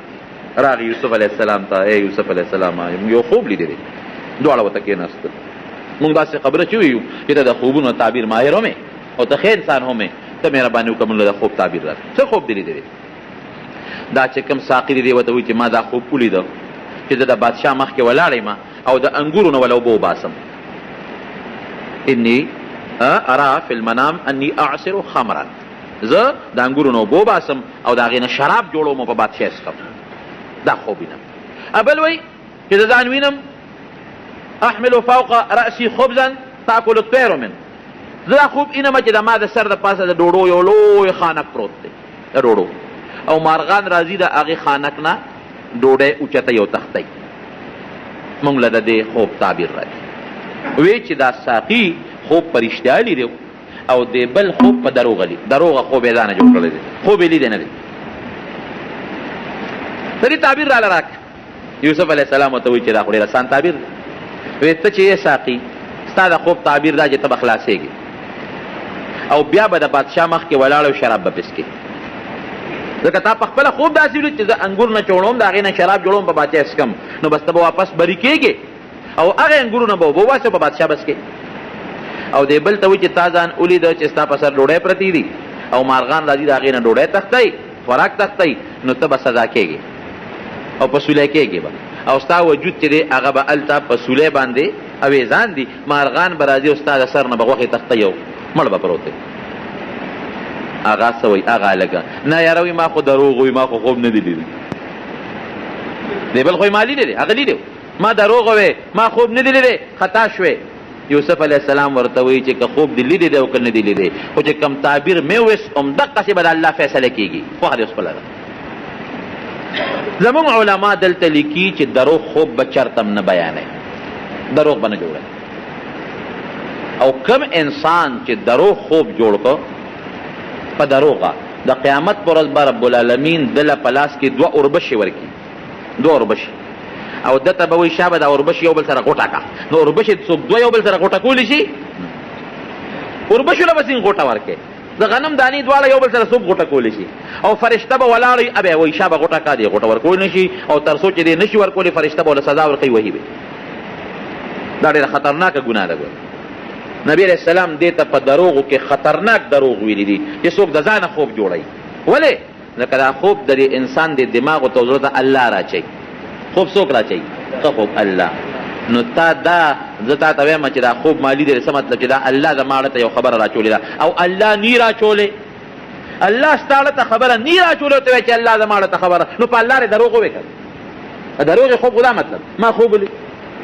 نو خوب خو درته الله په اړه کې راچي او الله نی راچولې، ته وایې خوب مې خو الله راته په اړه کې خبره راواچوله، نو چې الله نی راچولې او تا په الله دروغ وایي دا ډېر خطرناک دروغ دی. نه ځان ساتئ. دویم دا چې خوب دی ولیده نو هغه چاته به خوب بیانې چې هغه دو صفته لري، یو د خوب په تعبیر پیږي، دویم تا سره همدردي وي. ګورئ ولې که د خوب په تعبیر نه پوهېږي او هغه ته د خوب بیان که نو غلط تعبیر به وباسي، نو همغسې به کېږي بیا. او که یو سړي سره د همدردي نه وي در باندې زړه نه خفه کېږي او هغه ته د خوب بیان که اب هم دله غلط تعبیر وباسي، نو بیا به همغسې کېږي، هغسې به ولې کېږي. یو حدیث کې راځي، حدیث قدسی دی، انا عند ظن عبدی بی، نبی علیہ السلام فرمایي چې الله وایي چې په ما باندې بنده څنګه ګمان کوي زه همقسې یم. نو تا خوب ولیده مثلا او د هغې خوب درته ما تعبیر بیان که، غلط مې بیان که، یا تا خوب نه دی لیدی او ما تعبیر درکه، نو ستاړه کې به هغه سودا راشي چې دا کار جوړ داسې کېږي. په الله دې هغه ګمان پیدا شو چې دا کار به داسې کېږي، نو چې په الله دې کوم ګمان پیدا شو الله به همغسې در سره کوي. پام کوئ د خوب متعلق چې خوب د ځانه جوړ نه کوي ګناه ده، او که خوب هم ولیده نو هغه چاته به بیانوی چې کوم تاله ښه تعبیر وباسي پوهېږي او د سره همدردي وي چې مزېدار تعبیر درته درکړي. او بل درته ووایم که چا خوب ولید د یارې خوب، درې قسمه خوب دی. یو هغه خوب چې د الله را طرف نه دی، هغه عموما سار وخت کې سړی ویني. یو هغه خوب چې هغه د شیطان د طرف نه دی، شیطان د یارې خوبونه په دې اړه کې راولي. او دریم هغه خوبونه لري چې یو سړی دروازې څه کوي نو هغه په خوب کې ویني. لکه مثلا یو کلندر دی او خوب ویني وي پېښور له باروبار خوب ویني، یا مثلا یو ترکان دی هغه په خوب کې ترکاڼي ویني، یا مثلا یو دکاندار دی هغه په خوب کې دکان کې ناست دی او روجي غوړي تلي. دا دریم دا هغه دي چې د په دماغو کې دروازې کوم شی ناست دی نو خوب کې د شپې هغه وویني. دې له خو هېڅ حقیقت نشته. بل هغه چې شیطان ورته په زړه کې کومه خبره د یارې خوبونه او د هیبت خوبونه ور واچوي، دې له هم څه حقیقت نشته. دریم هغه خوب دی چې رب العالمین رحماني خوب په زړه کې ورته ښه سوچونه را واچوي. نو اوس که یو انسان غلط خوب ولیده، بالکل خطرناک او غلط خوب، نو یریږي به نه. پیغمبر علیه السلام یې مونږ ته یو دم ښولی دی، هغه دم چې د استعمال کو اسم نشته، بالکل چې ونه یریږي. خطرناک خوب، د یارې خوب، د هیبت خوب، داسې چل به وکړي چې اعوذ بالله من الشیطان الرجیم به ووایې او ګس طرف ته به لاړې وتوږي، بیا به ووایې بیا به ګس طرف ته لاړې وتوږي، بیا به ووایې بیا به ګس طرف ته لاړې وتوږي. بس د خوب اثر به ختم شي. هر قسمه خطرناک او د هیبت خوب که تعالی دي د هغې هېڅ اثر به ني. او که هغه وخت کې د یاد ني سار را پاسېدې دا عمل وکړه. او که سار دې یاد نو هر کله چې دا خوب درته را مخکې شو، هر کله نو بس یو ځل دا عمل وکړه چې درې ځله ګس طرف ته اعوذ بالله ویله او ورسره لاړې توکل. که جومات کې د جومات نه بار وځه نو اعوذ بالله ووایه درې ځله او هر یو ځل سره ګس طرف ته لاړې وتوکه، د دې خوب به هېڅ قسمه غلط اثر نه دی، دم شو. بس دا تجربه ده. او که مزیدار او خشته خوب دی ولیده، نبی علیہ السلام دی په خوب کې ولید، الله دی په خوب کې ولید، یو نیک سړی دی په خوب کې ولید، مونځ دی ولید، هر قسمه نیکي، نو د الله تعالی حمد ادا کوئ الحمدلله. او راشئ او 2 رکعته نفل وکړه، لږه صدقه ورکړه، بیا به رب العالمین د دې نه نورم خشته او مزیدار خوبونه ښیي. خو دروغ خوب جوړول دا ډېره غټه ګناه ده. به هر کیف هغه یو خو وی چې ما دروغ ویلي وي، زه اوس چې څه شوي دی هغه شوي دی او چې څه دی به کېږي. بادشاه هلته کې تحقیق وکړو، چې تحقیق یې وکړو، هغه خو اسان کار و، هغه زمانه کې خو لیباټرۍ نه وې، هغه خوراک یې راواغېسته او هغې په یو حیوان باندې وخوړه، چې څنګه یې وخوړه هغه مړ شو. پته ولګېده چې خوراک کې زهر و. هغه اوبې راواغېستې، هغه بل یو حیوان ته کېښودې، هغې حیوان هغه شراب وڅښل، هېڅ یې ورته ونه وې. په دا پته ولګېده که چې شرابو کې شراب والا څه نه دی اچولی او خوراک والا په خوراک کې زهر اچولی دي، بس دواړه یې راوویستل. قاضي فیصله وکړه چې دا کم د بادشاه باورچي دی، لنګري دی، د زهر اچولی دی، لحاظه دې سنګسار شي، دې مړ شي. او چې دا کم بل دی شراب والا، هغه په شرابو کې زهر نه دی اچولی، او بادشاه خبر که چې بادشاه سلامت ګورې خوراک ونه خورې، دې کې زهر دی، نو هغه له انعام هم ورکه، بری هم که، وفادار وخت، هغه یې راوسته واپس یې په خپله ډیوټۍ باندې ولګاو. ابلې پانسي که او بره په لرګي کې یې ځان کړی، مارغان به راتلل او د هغه نه به یې غوښې وړلې. خو چې دا کم سزا شو دا خو بس ختم شو. او چې کم بری شو نو یوسف علیه السلام هغه ته وایي ته خو بری کېږي، بری شوې، نو اذکرني عند ربک، ته چې لاړ شي نو زما معامله لږ بادشاه ته یاده که زه هسې بېڅه مفتو کې جیل کې پروت یم، پته نه لګي بادشاه یا زلیخې مې وباسي که نه، عزیز مصر مې وباسي که نه. نو وزیر صاحب ګیر کړی ما، مشر بادشاه ته به زما الوی چې دارنګې یو مسافر دی او هغه اسې بې ځایه په جیل کې پروت دی د هغه دا مسله ده نو دا لږه واوره او د ده مسله کې څه فیصله وکړه نو ته مهرباني وکړه بادشاه ته دې ما یاد کړه نو چې دا خبره د یوسف علیه السلام دا خو څه بده خبره نه ده د ګناه خبره نه ده غلطه نه ده یو سړی دی غریب ګیر دی او بې ګناه ګیر دی هغه چاته سفارش وکړي چې د ما سفارش بادشاه ته وکړه چې ما خلاص کړي دا څه بده خبره نه ده لیکن بیا هم د یوسف علیه السلام شان سره مناسبه نه وه د یوسف علیه السلام شان دا دی چې د بادشاه نه ولې مطالبه کوي د لوی الله نه مطالبه وکړه هغه الله چې کوی کې ته پروت وې او د کوی نه یې راویستلې نو د کوی نه خو دا جیل کوی خو ډېر تنګ جیل دی دا خو ډېر فراخه جیل دی دې نه دې رب العالمین استی شي نو قرآن کې الله فرمایي چې دا خبره یې وکړه چې بادشاه ته ما یاد کا نو الله د هغه سړي نه خبره یې راکړه فلبث فی السجن بضع سنین 7 کاله په جیل کې دی نه پس نورم تیر کړل اوس پیغمبر ته الله ګرف یونس علیه السلام یې نه مهي ګېډې راونه رسو اوس ما غوندې که راګیر کي نو ورته پته ده که دله لږه سزا ورکړو نو تښتي نو موږ ته ګزاره کوي الله دومره سخته سزا نه راکوي او پیغمبر خو ورته معلوم دی که دی هر څومره زه راکاږم دی پیغمبر دی د ده با یقین او د ده هغه نبوت او هر څه به نور هم پخته کېږي د هغې داسې مثال دی لکه چې څومره یو سره زر څومره په اور کې اچی نو هغه خرابېږي نه هغه نور هم خشته کېږي خو که دغه دی دا ګیلټ دی په اور کې ور واچول په یو ساعت به دوړی او که سره دی ور واچول به نور هم خشته کېږي نو زموږ مثال خو د ګیلټو دی نو که معمولي زور هم ورکوي نو ایمان پرېږدي او پیغمبر خو سره در دی نو که هغه له هر څومره زور هم ورکوي هغه نور هم دغه کېږي الله ته تقرب حاصلېږي او پیغمبر خو پاک دی نو معمولي خبره وه خو رب العالمین پې خفه شو چې ښه تا ما ته ولې رجوع نه کوله تا قیدي ته وې چې بادشاه ته مې یاد کا فلبث فی السجن بضع سنین اورېږه یو 7 کاله در باندې جیل کې نور هم تېرو هغه نه خبره یېره شو دې نه موږ ته دا مسله معلومه شو چې بعضې وخت کې به یو انسان بې ځایه جیل ته لاړ شي دا د هغه دپاره یو سبق دی یوسف علیه السلام به ټولو جیلیانو ته وې ګوره زه بې ځایه راغلی زه خبر یم د الله په کارونو مې صبر دی تاسو هم صبر وکړئ لیکن بیا هم که یو سړی جیل ته لاړ د یوسف علیه السلام دا مسله یې ځان ته رامخکې کړي دا د هغه دپاره غټ عبرت شو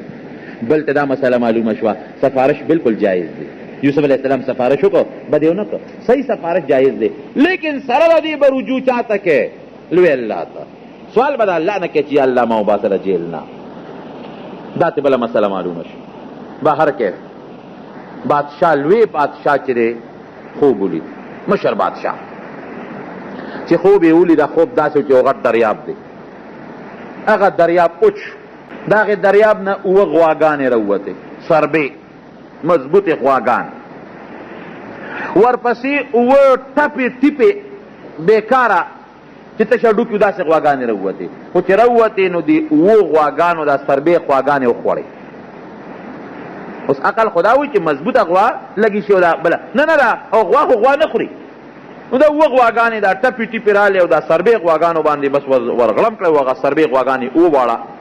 الواق تېرې کړی و ویې خوړې بلې ده ولیدل چې 7 شنه وږي و د غنمو ډېر اعلی مزېدار او 7 اوچ زیړ وږي نو دا زیړ وږي د غنمو د دې شنو وږو نه تو شوي دي لکه بعضې وخت کې که ستاسو خیال وي که نه نو په دې اونو باندې یو زیړ غوندې شی لګېدلي نري نري زیړ زیړ تارونه یې څه ورته وایي منیشه ورته وایي هغه زیړ زیړ څیزونه یي نو هغه چې د دې شنې څانګې نه تو شي نو هغه بوټي وچکي بنوشه هغه وچکي نو دارنګې دا زیړ اوچ چې کوم وږي دي دا د شنو وږو نه تو شوي وو نو چې بادشاه دا خوب ولیده نو یو ته وي د خوب تعبیر ویرېده بادشاه هوښیار بل ته وي د خوب تعبیر بل ته وي د خوب تعبیر چا ته هم د خوب تعبیر نو معلوم دا چې کوم ساقي دی هغه ته رایاد شو اوهو زما یو اشنا دی په جیل کې یوسف یې نوم دی اخو د خوبونو ډېر زیات ماهر دی بادشاه سلامت زما یو اشنا دی او جیل کې پروت دی او بې ګناه په جیل کې ګوره 7 کاله پسې خبره را یاده شوه الله ته یېره کړه خبره دا یاد او یېره د چا په اختیار کې دي د الله بعضې وخت یو اهمه خبرې د انسان نه یېره شي ښځې نه یېره شي خاوند نه یېره شي رور نه یېره شي دوست انسان نو 7 کاله ته یېرو او چې دا خوب بادشاه بیان کړ نو ورته را یاد شو زما جي یو نږدې اشنا دی ډېر ښه سړی دی او بې ګناه صاحب په جیل کې پروت دی او د خوبونو تعبیر ډېر ماهر او اسم ډېر نیک انسان دی زبردست او جی اغله بدل شمه او د دې خوب البوته وې مو فورا د تعبیر درکې بچا وی ها نیک ولې دی ګوروي نیک انسان دی ځکه یوسف علیه السلام به خلکو ته په جیب کې نصیحتونه کول دې دوه کسانو د ساقي او د طباخ چې ورته کله خپل خوب بیانو که نه نو یوسف علیه السلام ورته څه وایي وی ډوډۍ نه مخکې دل تعبیر درکو لا ډوډۍ به نه راغلې خو یو خبر هم درته کوم ګوره د خوب د تعبیر نه مخکې ورته څه وایي وی هغه الله چې مونږ او تاسې پیدا کړي هغه الله ګورې شریک نه لري زه په هغه دین یم چې کوم دین د ابراهیم علیه السلام او د یعقوب علیه السلام دی دغه الله مونږ سره ډېر لوی احسانات کړي دي مونږ سره ډېر انعامات کړي دي او ګورې پام کوئ زه د خلقو د دې دین د شرک نه بیزار یم تاسو به هم شرک نه کوئ د یو الله د توحید داعیان به جوړېږئ هلته د الله د یووالي او د رب العالمین د توحید هغه تبلیغ کو په جیل کې جیل کې لګیا دی خپل تبلیغ کوي خلکو ته د نیکۍ نصیحت کوي د شرک نه او د کفر نه د خلکو زړه توروي نو دی وایي بادشاه ته چې ډېر نیک سړی دی ډېر ښه سړی دی ورته پته وه زم جي د هغه نه د تعبیر وباسم لړ راغی یوسف علیه السلام ته ای زما یوسف وروره ای دوسته زه خو راغلی یم او یو خوب زمونږ بادشاه لیدلی دی او د هغه خوب تعبیر ورته وباسه او جي که تعبیر دی ورته وویسته که نه نو بادشاه ته به پته ولګي نو تا به فورا را خلاص کي اوس که یوسف علیه السلام غوندې 2 کاله پس جیل کې تیر شو نو که زما غوندې سړی وی ښه تا ته د 2 کاله پس زما خبره یاده شو اشنا تا ته ما ویلو چې ما بادشاه ته یاد کا نو تا زه بادشاه ته ګوره یاد نه کړم 2 کاله مې مفتو کې جیل کې تیر کړل د خدای نیکبخته تا د ما سفارش نه کوو ته خو د بادشاه ساقي وې لیکن یوسف علیه السلام ته خو پته ولګی چې اسیم خو کار شوی دی اړو ملامت یې نه کړ عفو یې ورته وکړه دی ورته اړو نه وي چې نیکبخته 2 کاله پس رالی دی ورته اړو نه وي چې تا ګوره بادشاه ته دا اړو یاد نه کړم دی ورته اړو نه وي چې ستا اړو د خوب اړو جواب نه کومه پرې چې غرق او تباه شی ولې که یوسف علیه السلام په تعبیر دوی پوی نه کي نو حقات راځي او ټول ملک تباه کېږي اوس که بل سړی وي نو وی به چې پرېږده چې تباه شی زما سي جیل کې واچولو نه کوم د خوب تعبیر درته شرطونه به یې پې لګول چې ما خلاص کړې د هغې نه پس به د خوب تعبیر کوم نه هېڅ شرط یې پې ونه لګو اړو ملامت یې نه که دا د یوسف علیه السلام عفو او درګذر حالانکې په جیل کې غریب پروت دی مفتو کې پروت دی وی داسې کار دی بادشاه ته ووایه چې 2 کاله به ستاسو یو داسې دور در باندې راځي 2 کاله چې به د فراخ صالح دور وی 2 کاله به ستاسو رزقونه او ډوډۍ او غنمونه او څاروي به هم څاروي او ښه فراخه کال وی 2 کاله 2 کاله پس به قحط راځي مکمل قحط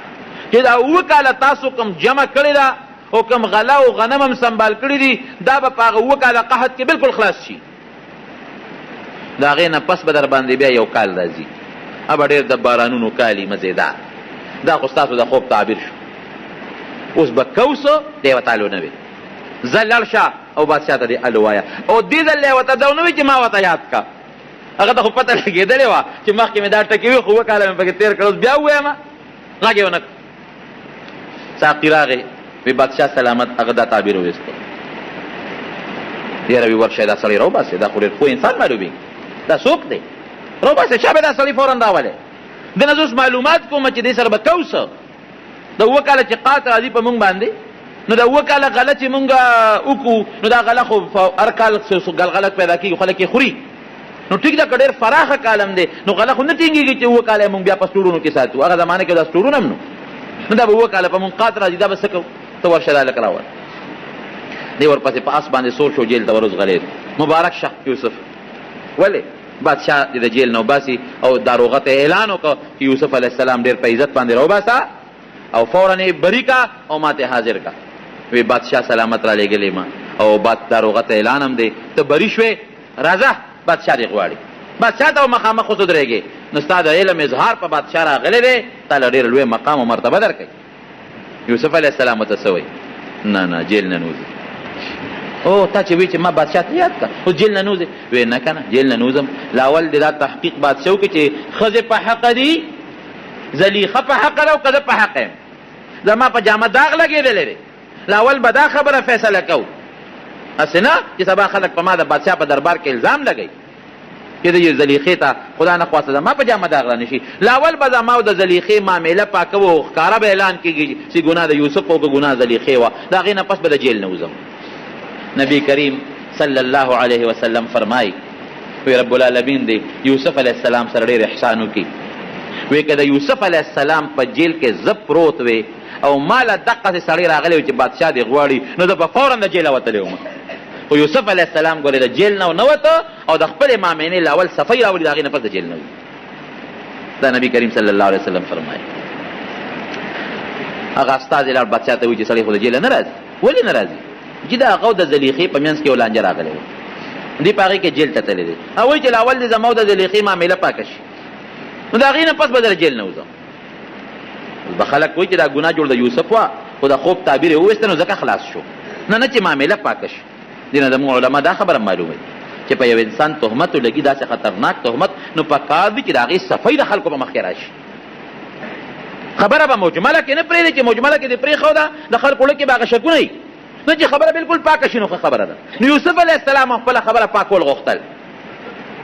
بادشاه ښځې راوغوښت د ټولو زلیخې هم کېنوله. دغې وخت کې د زلیخې خاوند چې کوم خپل عزیز مصر هغه مړ شوی بوډا وزیر و مړ شوی. زلیخې هم کېنوله او نورې ښځې هم راوغوښتې. هغه ښځې چې څوک په هغه مجلس کې ناستې وې هم ټولې کېنولې او بادشاه ټولې مخامخ کېنولې. وی وایه ټول د بادشاه وزیران او مشیران او د لوی افسران ناست دي، زنانه ښځې هم ناستې دي. ګناه د زلیخې وه او که ګناه د یوسف وه. زلیخه پاڅېده وی بادشاه سلامت ګناه زما وه، یوسف بالکل پاک، هېڅ غلطي په یوسف کې نشته. دا ګناه ټوله زما وه، غلطي ټوله زما وه. بس زه په خپله غلطۍ ستومان یم. او علما لیکي مفسرین چې زلیخه د هغه وخت نه چې یوسف علیه السلام جیل ته لاړ په عبادت الله ته پرېوته، د الله نه یې معافي وغوښتله او هر وخت به رب العالمین ته جړل چې یا الله ستا ذات ډېر ښکلی دی، چې یوسف غوندې ښکلی انسان تا پیدا کړی دی الله چې ته به څونه ښکلی. رب العالمین ستا ښکلی ذات مې پرېښوده او چې کوم تا پیدا کړی ښکلی دی هغې پسې ګرځم. واقعي چې دې خشته ګلونو ته وګورئ، دې ښکلي بوټو ته وګورئ او دې خشته او نښو ته وګورئ نو د رب العالمین لوی قدرت په راته معلومېږي. دا د رب العالمین د قدرت نښې دي. الله دا خو تا پیدا کړی دی یوسف، دې دومره ښکلي دی نه الله ته به څومره ښکلی، ستا څومره خشته ښکلی قدرت دی نه الله ستا حسن مې پرېښود ته مې پرېښود د انسان حسن پکې شم. لویه توبه رب العالمین ته وویستله د الله ذات ته او بس د الله د ذات نه معافي وغوښتل او په عبادت به پرته و الله ته به یې جړل هر وخت د رب العالمین په حضور کې به جلاګانې کولې او دغې وخت کې اقرار هم وکړه چې بالکل یوسف ته ګناه نشته، ما ته مطالبه کړې ده او دا غلطي ما کړې ده. یوسف علیه السلام ته یې وی چې بس صفۍ راله ټولو وزیرانو ته او اهل سلطنت ته او هغه زمانه کې چې کوم ذرایع ابلاغ وو هغې ټولو دا خبره خوره کړله چې غلطي د زلیخې وه، اوس توبهګاره ده د یوسف علیه السلام غلطي نه وه. د هغې نه پسې یوسف علیه السلام راوویست د جیل. چې راویسته نو د هغه کمیس واغوسته کوم کمیس چې د سره محفوظ پروت و. ما درته تېره جمعه ویلي چې ابراهیم علیه السلام په غور کې و او هغه کمیس ورته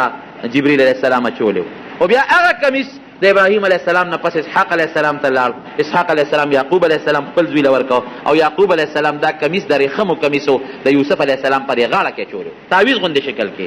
د جنت اعلی قسمه ریخمو. نو ګوره چې خشته یوسف هم خشته دی علیه السلام او کمیس هم د ریخمو دی او بیا د جنت کمیس دی هغه واچو. او مفسرین لیکي چې بادشاه ولې او جوړه مور ولېږله چې دې خو جیلي د جیل جامې به وي، دا جوړه ورته واچوې، تاج یې ور ولېږه دا ورته په سر کې او خشته مدیدار ښکلي خوبصورته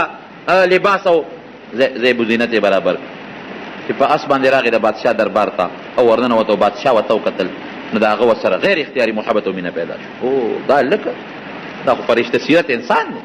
جیل کې دی غریب دونه موده تېره کړه او بېګناه جیل کې تېره کړه، د سره خو ډېر لوی ظلم شوی دی او دومره قابله لږ چې د خوب تعبیر څونه مزېدار وباسي.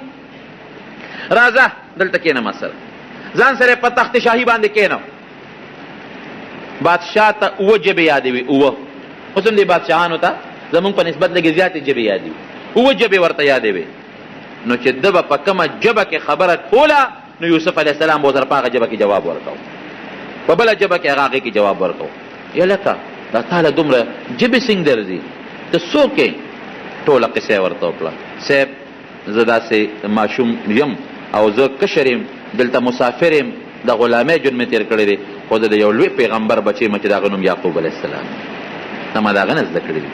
هغه یعقوب علیه السلام د یو بل لوی پیغمبر زوی دی چې د هغه اسحاق علیه السلام نوم دی. هغه اسحاق علیه السلام د یو بل پیغمبر زوی دی چې د هغه نوم ابراهیم علیه السلام دی. نسبا موږ د پیغمبرانو نسل یو. زه کوی کې غورځولی شوی یم د کوی نه بیا راوتیم د غلامۍ زندگی مې تېره کړه بیا د وزیر کور ته الله را ورسولم بیا د ګناه مطالبه رانه وشو هغې نه الله بچلم بیا جیل ته پکې لاړم اوس ستا مخکې دغه د حاضر ولاړ دا ټولې ژبې ماله راځي ښه زما د خوب تعبیر ویا خو ما صاحب ایستی دی وی دې سره به کوو څه دا راته یو الو ښایه چې دې سره به څه کوو چې دا 7 کاله بارانونه وشي او غلې زرغونې شي نو دا خو به په هغه 7 کالو کې خلاصې شي 7 کاله چې کم قات راشي هغې سره به څه کوو وی بادشاه سلامت زه به راته علاج وښیم وایه سیل او ټول وزیران دي او مشیران ټول ناست وی دا چل به وکړو چې 7 کاله خو د رب العالمین د طرف نه تا چې دا 7 سربې غواګانې ولیدلې او دا 7 شنه وږي دي ولیدل د هغې خو دا تعبیر دی چې رب العالمین به ښه بارانونه کوي سیلی به او دا ځمکه به دا ګیاګانې هم زرغونې کړي دا غنم به هم زرغون کړي نو غله چې څومره ابه مونږ په خپلو وږو کې ساتو ګوره هغه زمانه کې خو دا دغه ونه دا سټورونه دا به مونږ په خپلو وږو کې ساتو بس چې کوم د ضرورت مطابقي او استعمالو باقي پرتي چې 7 کاله کله قات راشي دغه وږي به بیا رجو او دغه غنمونه به بیا مونږه غوبلې کوو نو بوس به څاروي خوري او غنم به انسانان خوري 7 کالو کې به مونږ دا غله به 7 کالو ته ساتو د هغې نه پس به بیا یو کال رب العالمین بارانونه کوي او ښه فراخي به راځي دا مې دغه دی بادشاه ورته وایي داسې کار دی چې تا ځان سره مشیر مقرر و بادشاهانو مشیران دي ځکه تا ډېره ښه مزېداره مشوره راکړه یوسف علیه السلام ورته نه مشیر مې مه مقرروه اجعلني على خزائن الارض ما وزیر زراعت جوړ کړه وزیر خزانه نه خزائن الارض د دې وزیر خزانه بعضې علما معنا کوي نه وزیر خزانه نه د ځمکې خزانې یعنې وزیر زراعت مې جوړ کړه ولې چې زه دله دا سیسټم برابر کړم دا غله دله محفوظ کړم دا غنم دله په دې اوچو په دې باراني علاقو باندې وکرم او دا 7 کالو دپاره سنبال کړم چې د قات مسله ختمه شي بادشاه ویې ډېره ښه ده انی حفیظ علیم ورې زه امانتګره مې غلا به نه کوم خیانت به نه کوم کوم وزیر کوم بادشاه چې هغه غلي خیانتګري ملک بچر هم ترقي نه کوي خو چې غل نی خیانتګر نی رب العالمین بیا هغه ملک لم ترقي ورکوي نو زه خو حفیظ او علیم په دې خبره پوهېږم هم الله راله را پوهه هم راکړې وایي دا د نن نه مې ته وزیر زراعت جوړ کړئ نو یوسف علیه السلام رب العالمین د کوم ځای نه د کوی نه راواغېسته او کوم ځای ته یې ورسو وزیر زراعت یې جوړ کړه دا د رب العالمین نظام دا غټ عبرت دی ان مع العسر یسرا سختی در باندې رب العالمین راولي الله ته ته رجوع کوه ته ګوره الله به د هغه سختۍ بدل درته په اسانتیا درکوي نور به رب العالمین تعالی سهولت درکوي اسانتیا به درکوي بل دې نه دا عبرت دی چې په سختو کې به یو الله ته رجوع کوې ګورې یو الله ته به رجوع کوې او بل ځینې علما یو بله مسله معلوموي هسې خو مشري غوښتل ګناه ده نه به غواړي مشري به نه غواړي خو که تا ته یو ځای کې پته ده چې اهل نشته غیر اهل راځي نو بیا په هغه وخت کې که یو سړی مشري غواړي نو جایز دي لکه دلته کې یوسف علیه السلام ته پته وه چې دلته کې خو اهل نور څوک نشته دا چې څومره وزیران دي دا غله به رالي او د قات په زمانه کې بیا په ډېرو غټو غټو پیسو خرڅوي او په خلکو به قات راشي اهل نشته دوی په خپله مطالبه کوي چې خیر دی که ما وزیر زراعت جوړی نو ما جوړ کړم دا پرې معلومېږي او بل چې هغه انسان جامه پاکوي او رښتونه انساني ډېرې هېڅ قسمه پروا نه ساتي رب العالمین به د حفاظت کوي وزیر زراعت مقرر دغه درمیان کې چې دی راووت هغه عزیز مصر هم مړو کوم عزیز مصر چې دی ورسره مخکې د غلامۍ زندګي تېروله او د هغه چې کومه ښځه وه زلیخه چې د یوسف علیه السلام سره محبت و هغه هم تقریبا د بوډاوالي عمر ته رسېدلې وه بوډۍ وه بیا بادشاه ورته درخواست کړي دور منصور لیکلی دي بادشاه ورته درخواست وکړه چې یوسفه داسې وکړه چې دا زلیخه په نکاح واله خاوند یې مړ دی تا سره ډېر زیات محبت او ډېره زیاته مینه وه در سره او د هغې د هغه محبت او د مینې د وجې نه ته جیل ته ملاړې هغې اقرار هم وکړه چې غلطي زما وه څه ګناه الله د هغې نه هم نه ده صادره کړې هم الله د ګناه نه بچ کړه کومه غټه ګناه چې ده ته خو الله سې مو ساتلې دا زما یو درخواست ومنه د هغې زړه به لږ په قلار شي او خاوند یې مړ دی په نکاح والا یوسف علیه السلام دا هغه بادشاه هغه درخواست قبول کړ او زلیخې سره بیا نکاح وکړله نکاح نه پس عجیبه زندګي وه بیا یو ځل یوسف علیه السلام هغه د ښځې او د خاوند منځ کې چې کوم تعلقات دي هغې ته به زلیخې هېڅ توجه نه ورکوله هېڅ قسمه یو غاړه کې به ناسته وه او نفل به یې کوله الله به یې یاده او جړه به یې کوله یوسف علیه السلام ته یو ځل تپوس وکړه زلیخې زه خو هغه مینه محبت چې ستا کم ما سره مخکې و او ته کم محبت تی ما سره لرو هغه خو پرېږده وه چې کم د ښځې د خاوند خپل تعلقي هم را سره نه ساتې دا ولې هغه محبت دې څه شو هغه مینه دې څه شوه زه هغه وخت غلام وم اوس زه وزیر یم او د بادشاه د دربار خاص انسان یم نو ستا هغه محبت مینه خو ډېره زیاته وه خو هغه پرېږده وه هغه د ښځې خاوند چې یو بل سره کمه مینه یو کم محبت وي هغه ما سره اوس نه ساتې دا ولې وی هغه وخت چې زما تا سره کم محبت او مینه وه زما زړه کې خالص ته پروت وی او ته زما په زړه کې موجود وې خو چې ته جیل ته لاړې او بیا د جیل نه راووتې او ته جیل ته ورسېدې نو ما الله ته رجوع کړې ده د رب العالمین ذات ته مې رجوع کړې ده اوس زما ټول زړه د الله سره دی زما زړه کې اوس هغه شی ختم شوی دی د هغې په ځای ما الله ته ډېر درخواستونه کړي دي ډېرې توبې مې وغوښتې دي ډېرې معافۍ مې وغوښتې دي او ستا په ځای زما زړه کې الله ناست دی د الله محبت ناست دی هغه څیزونه زما د زړه نه وتې دي ختمه ده هغه خبره بیا الله تعالی دوه زامن د یوسف علیه السلام او د زلیخې نه پیدا کړل یوه لور ته الله پیدا کړه هغه لورې بیا د ایوب علیه السلام په نکاح کې ایوب علیه السلام ته واده شوه بهر کیف چې دی کله واپس راغی او دی وزیر شو اوه کاله چې کم خوب لیدلی شوی و د هغه خوب مطابق د فراخۍ کالونه شروع شو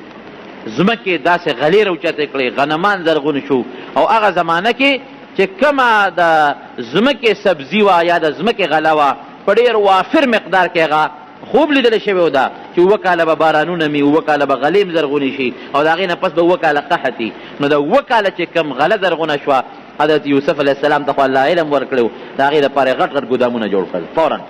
ورپسې ورته پته وه الله ښودلې وه د خوب نه چې اوه کاله قات به راځي نو که دا غله مونږ اوس ختمه کړو اوه کاله او بیا څه کوو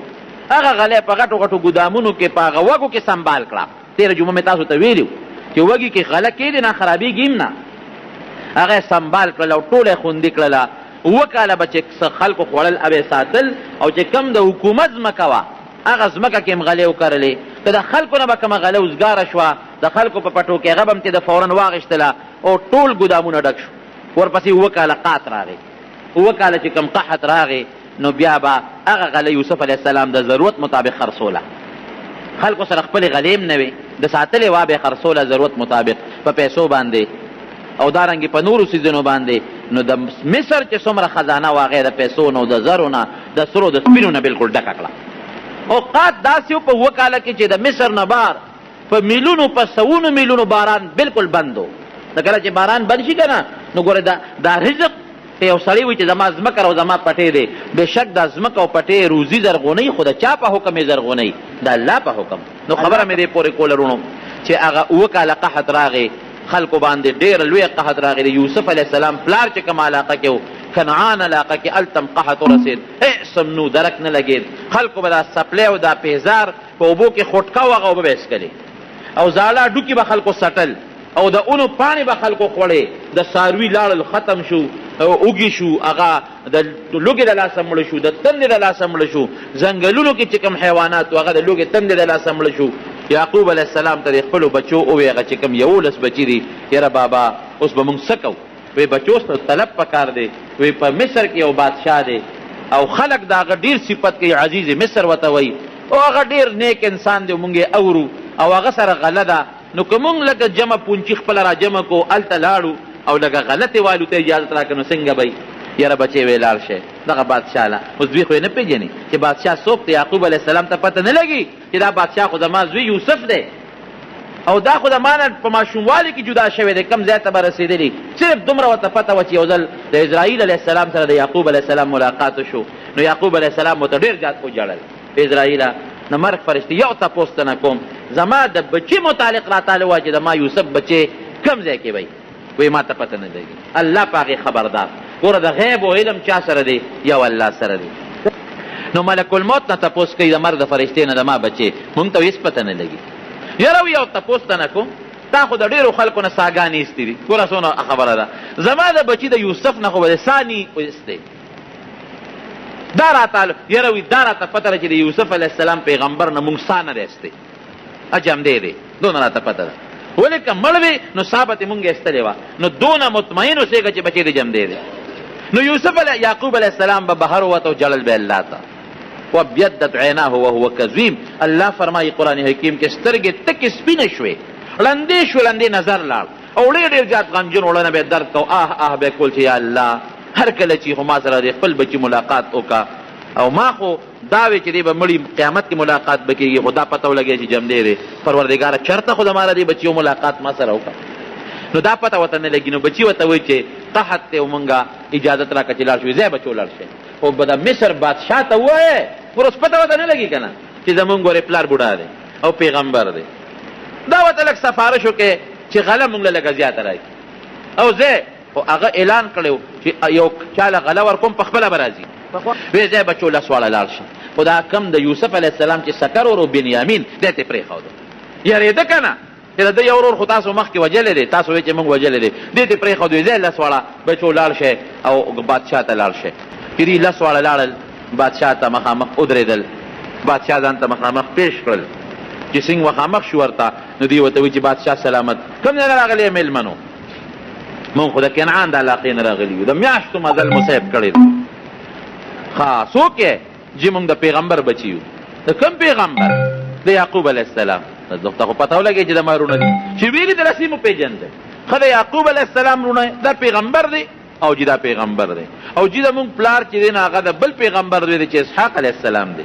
او چې زمونږ د نیکه پلار بیا ابراهیم علیه السلام هم پیغمبر دی. تاسو ته پته ده مونږ د پشت در پشت نسل در نسل د پیغمبرانو په اولاد کې را روان یو. جی پلار مو ډېر بوډا دی، سپین ږیری دی او د هغه یو زوی په ماشوموالي کې شر مخ تختولی دی او وجلی دی. نه هغه پسې ډېر زیات غمجن دی او دردمند دی.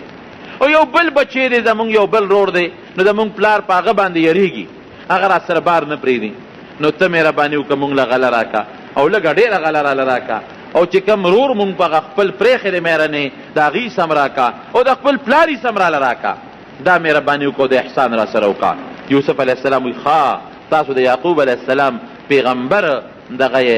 بچی او بالکل تاسو خو ډېر نیکان یې او ډېر عزتمن یې. هله شاه شاهي مېلمانخانه کې حکم یې وکړه دا ډېره کې ښه ډوډۍ وله ورکې، ښه خوراک وله ورکې. دا خو د پیغمبرانو بچي دي، د پیغمبرانو نسل دی، پوره مېلمستیا وله وکړي. به دوی خوشحاله شو چې یاره د مصر بادشاه او یوسف علیه السلام هم پکې تېره ده که نه، ډېر وخت پکې تېر دی په دې دور کې. او بل هغه شاهي تخت باندې ناست دی او بل د بادشاهانو په دې مخ باندې یو غلاف اچولی، یو نقاب به په دې مخ باندې اچولی چې هر څوک د بادشاه مخ ته مو نه ګوري.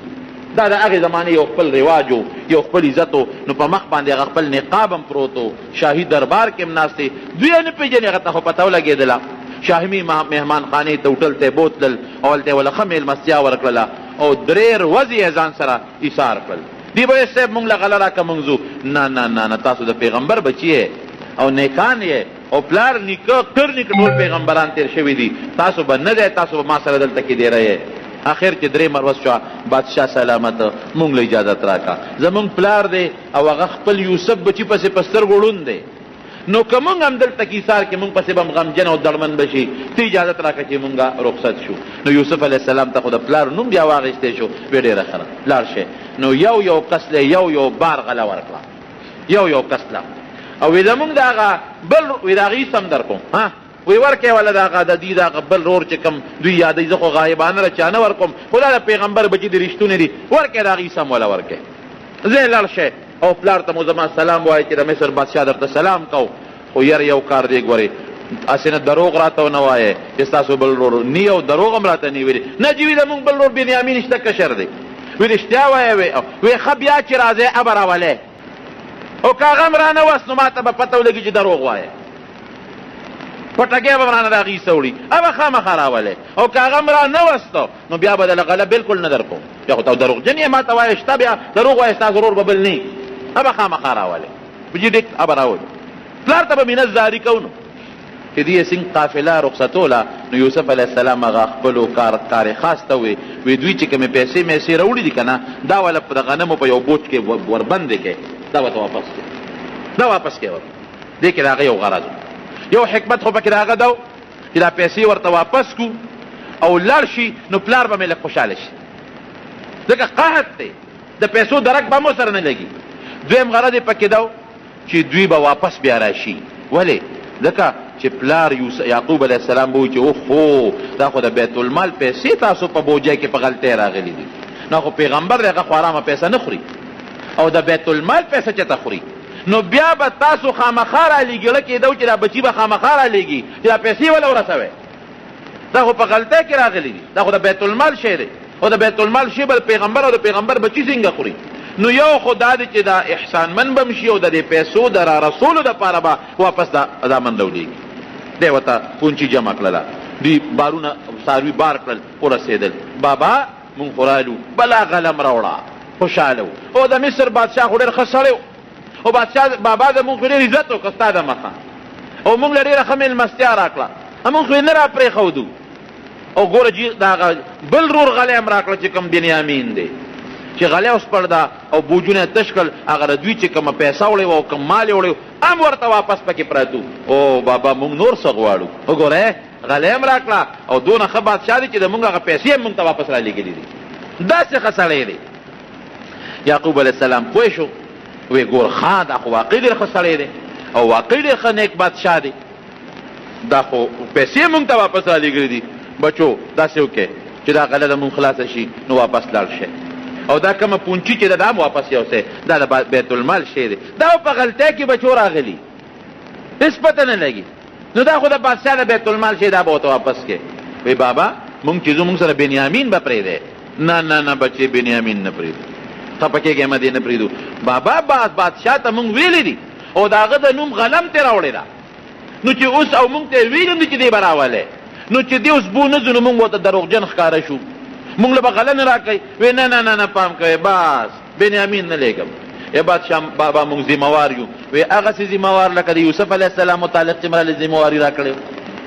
په دوکه م رانه یو ځل یوسف بوته، رانه مو جدا که خپل لخت جګر. اوس دا د زړه وینه رانه جدا کوې؟ بلکل نه کېږي، قطعا دې نه در کوم. بابا که نه را کړې مونږ له غله نه را کړې، مونږ ورته ویلي دي د بنیامین حساب ترې راوړې ده. غصه به شي بادشاه. خیر پلار یې مجبوره کړه، چې مجبوره یې که نو دا بنیامین یې ورسره ولېږه. وی ځای لاړ شئ بنیامین بوځئ، خو ګورې د خدای په نوم درله قسم در کومه چې داسې خیال به پې ساتئ لکه په دې خپل وروڼو چې څنګه ساتئ. او چې لاړ شئ نو په بادشاه زمونږ بیا سلام ووایئ، او د سلام نه پس ورته زما حال بیان کړئ، او ورته ووایه چې دا مېرنی رور مونږ ځان سره راوستلی او پلار یې بل رور پسې سترګې ړندېري، نو ګورې دې به زر مونږ ته را رخصتې او زر به راځئ. بنیامین یې ورسره که قافله روانه شوله مصر ته ورسېدل. دا دویم ځل لاړه چې لاړه صاحبه ورسېدل، بادشاه ته ور مخامخ شو. بادشاه سلامت، السلام علیکم، مونږ چې دا خپل لسرونه یو او دا زمونږ هغه مېرنی رور دی کوم چې تا تېر کال مونږ تا نه تلو او تا د غله مونږ له را کړې وه، خو چې تلل نو پلار ورته یو نصیحت کوي، یا بني لا تدخلوا من باب واحد وادخلوا من ابواب متفرقه. بچو ورې چې ورځئ د مصر نو په یو دروازه به نه ورځئ، په ګڼو دروازو ورشئ، ځکه د دوی وجودونه غټ غټ او خشته او مزېدار د پیغمبر بچي او خلکو ته پته مو چې دا خو 11 رونه دي. نو پام کوئ په یو ګیټ ور داخل نه شئ، که په یو دروازه ورلی نظر به مو وی، په یو دروازه به نه ورځئ، دو په یو دروازه، یو په بله دروازه، درې په بله، داسې خواره شئ چې نظر مو نه وی. بهر کې چې دوی په هغه ګڼو دروازو ورننوتل او یوسف علیه السلام ته ور مخامخ شو، نو هغه خو وپېژندل، عرفهم وهم له منکرون، هغه وپېژندل چې دا د مارونه دي، دوی نه پېژند چې دا یوسف علیه السلام دی. بادشاه سلامت مونږ خو بیا رالو، مونږ د یعقوب علیه السلام پیغمبر بچي یو که نه چې پروس کال راغلي، دا هغه زمونږ رور دی چې د غله در نه مونږ پروس کال وړې وه ځان سره مو دې راوستلي. بادشاه سلامت مونږ له به اوس غله بیا راکړې، مونږ نار یو، هغه غله م ختمه کړه، او زمونږ پلار پیغمبر دی او ډېر سخي دی جي، دومره سخي دی چې هغه غله خلکو له ورکوي. هغه ته خو پته وه چې دا خو زما پلار واقعي سخي دی، هغه چې څو هغه خلکو باندې ویشي، خلکو له مفت ورکوي. او جي ګورې څه شته دی م نه،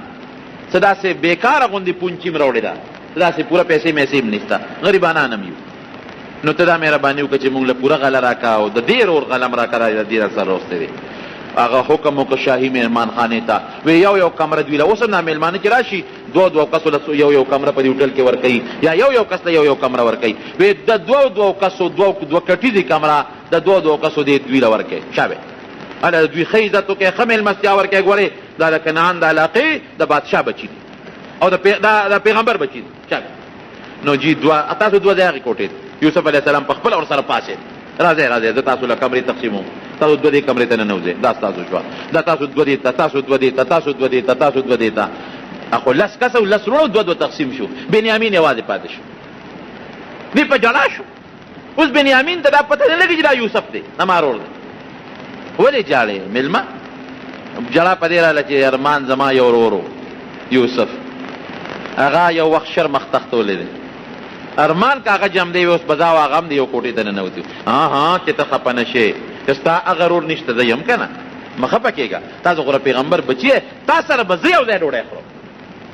دې کوټه کې دا د پیغمبر بچي دی. ګورې یوسف علیه السلام چې دوی پیم نشي او دوی ځان له دوه کسو له ډومې نسیام ورکې هر یو له ځان له خپلې کوټې ته ولېږې او دا یو پکې خالي د مرګري د سره د ملګری شو. تاسو پیغمبر بچی یې، زه به ستاسو عزت کوم، احترام به کوم، یو ځای به سره ډوډۍ خورم. کوټې ته ننوتل دواړه. هغه خپل دغه ورته غلاف یې ورته مخ نه لرې کړ. روبن ورته مونږ وایو بادشاهانو بادشاه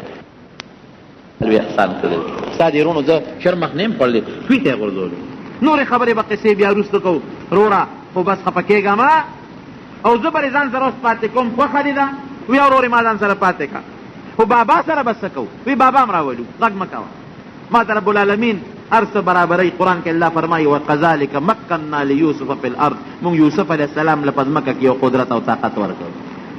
دوی نه مروس غلامۍ ته، غلامۍ نه مروس جیل ته، جیل نه مروس د بادشاه دربار ته. دربار کې مولا داسې عظیمه بادشاهي ورکړه چې هغه 11 سرونه چې یو وخت کې دی غورځو الله سرونه وهه یې کوي کې نن هغه را د ښکل الله راوستل. په فکر مه کوه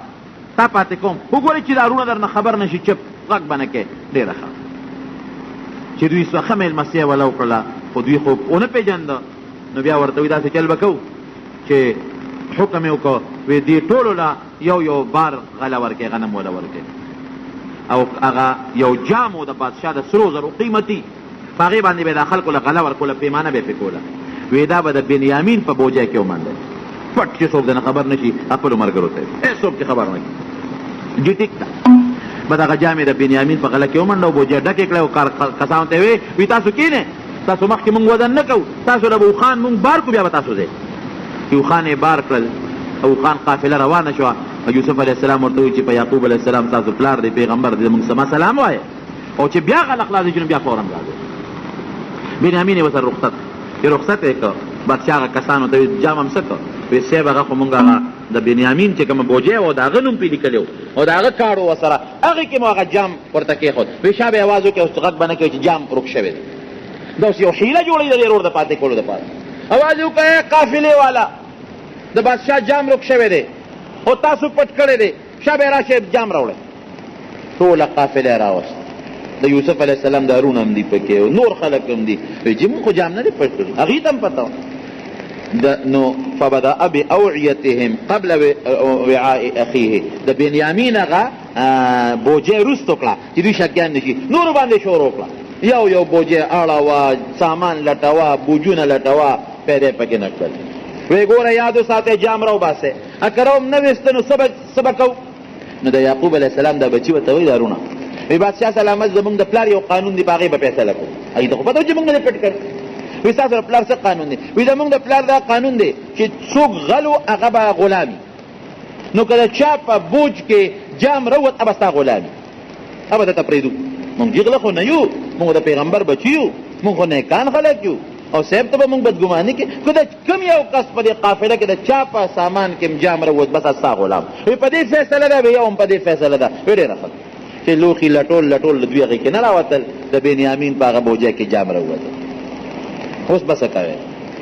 بنیامین بوجۍ کې خو راووت. تاسو وایئ چې مونږ غلا نه ده کړې، دا ګوره دا د دې ورور ستاسو دا جام پټ کړی دی. هغې څه وایي؟ ان یسرق فقد سرق اخ له من قبل. اوس دې خو پېژنې نه که نه؟ وی بادشاه سلامت که د بنیامین غلا وکړه او جام یې پټ کړ، د ده یو ورور یوسف هغه هم په ماشوموالي کې غلا کړې وه. فاسره فی نفسه. یوسف علیه السلام دا خبره اړه کې پټه کړه چې زما غلا کوله، زه غغلم. غږ یې ونه کړه اوس خبره کوم، خبره ښکاره کېږي. او د هغې وجه داسې وه چې د یوسف علیه السلام ماشوم و نو د یعقوب علیه السلام خور لویه و ترور سره و. نو چې دې لږ غونې داسې لوی شو، ګرځېدو شو، نو یعقوب علیه السلام ورپسې لاړ، هغه خور ته وایي دا بچی راکړه. هغې ورته نه یې درکړو، ما سره به وی وی نه ماله دا خپل بچی راکړه. نه هغه خوشطبعه وه، خوشطبعي کوله. نو د ترور د یوسف علیه السلام دننه که کوټې ته او په دې املا کې ورته یو کمربند وتړه، مزیدار کمربند د هلکانو جنکو به هغه زمانه کې اچو، هغه ولا په املا کې وتړه د کمیس لاندې. هسې خوشطبعي کوله. دې ترور راوویسته ویې ورورې دا ماشوم چې دی نو دا نه در کوم هغه ورته وایي چې نه زه یې بوځم درنه نو چې څنګه یې روان کړه د مټې ونیو نه خور یې اواز وکړه ویې وروره یعقوبه ورېږه د ما نه ده غلا کړې ده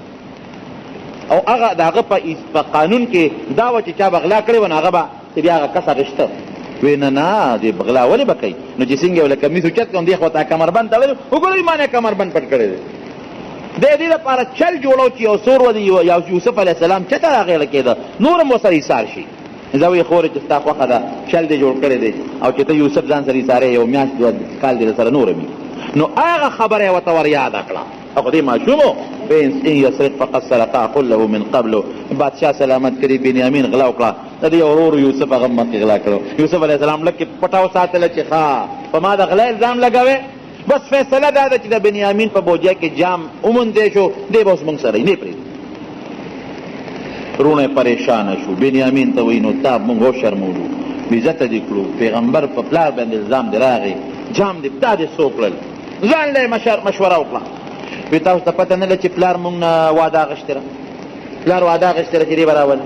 یو ځل خو یوسف مونږه زه کوي کې واچو پلار ته هم بانه وکړه اوس که دې پرېږدو مونږ تیزونو پلار به هم سوی چې بل ور هم راله مړ کړو داسې نه کېږي رالل او د بادشاه دربار کې ودرېدل نو دوی کې دا و چې دوی به هیبت پرې راغی د پیغمبر بچي و که نه نو دوی به چغه ایسته او داسې چغه به ایسته چې هغې چغې سره به خلک بېهوشه کول دوی کې مشر ورو یهودا هغه وی راځئ زه په دې بادشاه یو چغه وباسم او داسې چغه پرې وباسم چې دی به دله بېهوشه کړم چې دی بېهوشه شي یوسف بنیامین به نیسو وتښته وبه یوسف علیه السلام ته خو په دا غرونه یو کس یې ودرو وی داسې کار وکړئ چې تاسو ورشئ او په دې کې کم یو کس چغې ته ځان جوړو نو په یې سر به لاس راکاږي نه پې پوه چې په سر یې لاس راکاږي دې چغه نه شي ویلی چا ته ورته نوکران ودرو چې کم یو کس پکې چغې ته ځان جوړو په سر وله لاس راکاږي بیا چغه نه شي ویلی او ته پته د مارونه دي یهودا چې راغی څنګه بادشاه سلامت موږ له داسې کار وکړو چې دا خپل لور راکړي موږ نه ځو او که نه راکړې که نه خو چې نه راکړې چغې ته ځان جوړو نو شاته بیا نوکر په سر لاس راخ بس چغه بیا نه شو بل نمبر په نمبر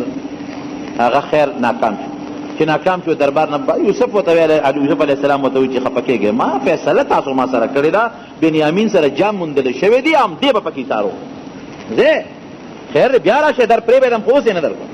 چې راغلل دا مشر ورور یې وایي چې زه خو پلار سره سترګې نه شم لګولی زه نه ځم زه به هم دلته یم او تاسو لاړ شئ او پلار ته مو ووایه هغې وایي چې بس موږ څوک اوسه چې دې بادشاه راله دا رور نه راکوي او قافلې والا ته خلکو ته پته ده که نه دا هغه بل ځل خو موږ یوازې وو او ټوله قافله را سره ده د خپل علاقې موږ به پلار ته وایو چې د قافلې والا نه تپوس وکړي دروغ خو ته موږ نه وایي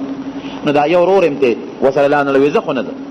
چې دوی لاړل پلار له ورسېدل غلی ورته وغورځوله وی بنیامین هم څه که وی بابا هغه خو غلا وکړه د بادشاه جام یې پټ کړی نو بادشاه په هغې کې د موږ نه ایسار وی دوکه را سره وکړه بل بچې م راله لاړ مړ کړه بل بچې م راله مړ کړه یو خو م راله مخکې وجلی دی بل م راله مړ کړه وی بابا که موږ دروغ وایو دې قافلې والا نه تپوس وکړه ولې غلا کول ټولې قافلې نه تپوس وکړه بهر کیف هغه یوسف یعقوب علیه السلام پریشانه شو نورم په غم شو یو بچې م ته لاړ بل بچې م ته جدا شو که عارضي جدا دی خو بیا هم خو دې جدا شو که نه او الله ته به جړه کول او الله ته به فریاد کول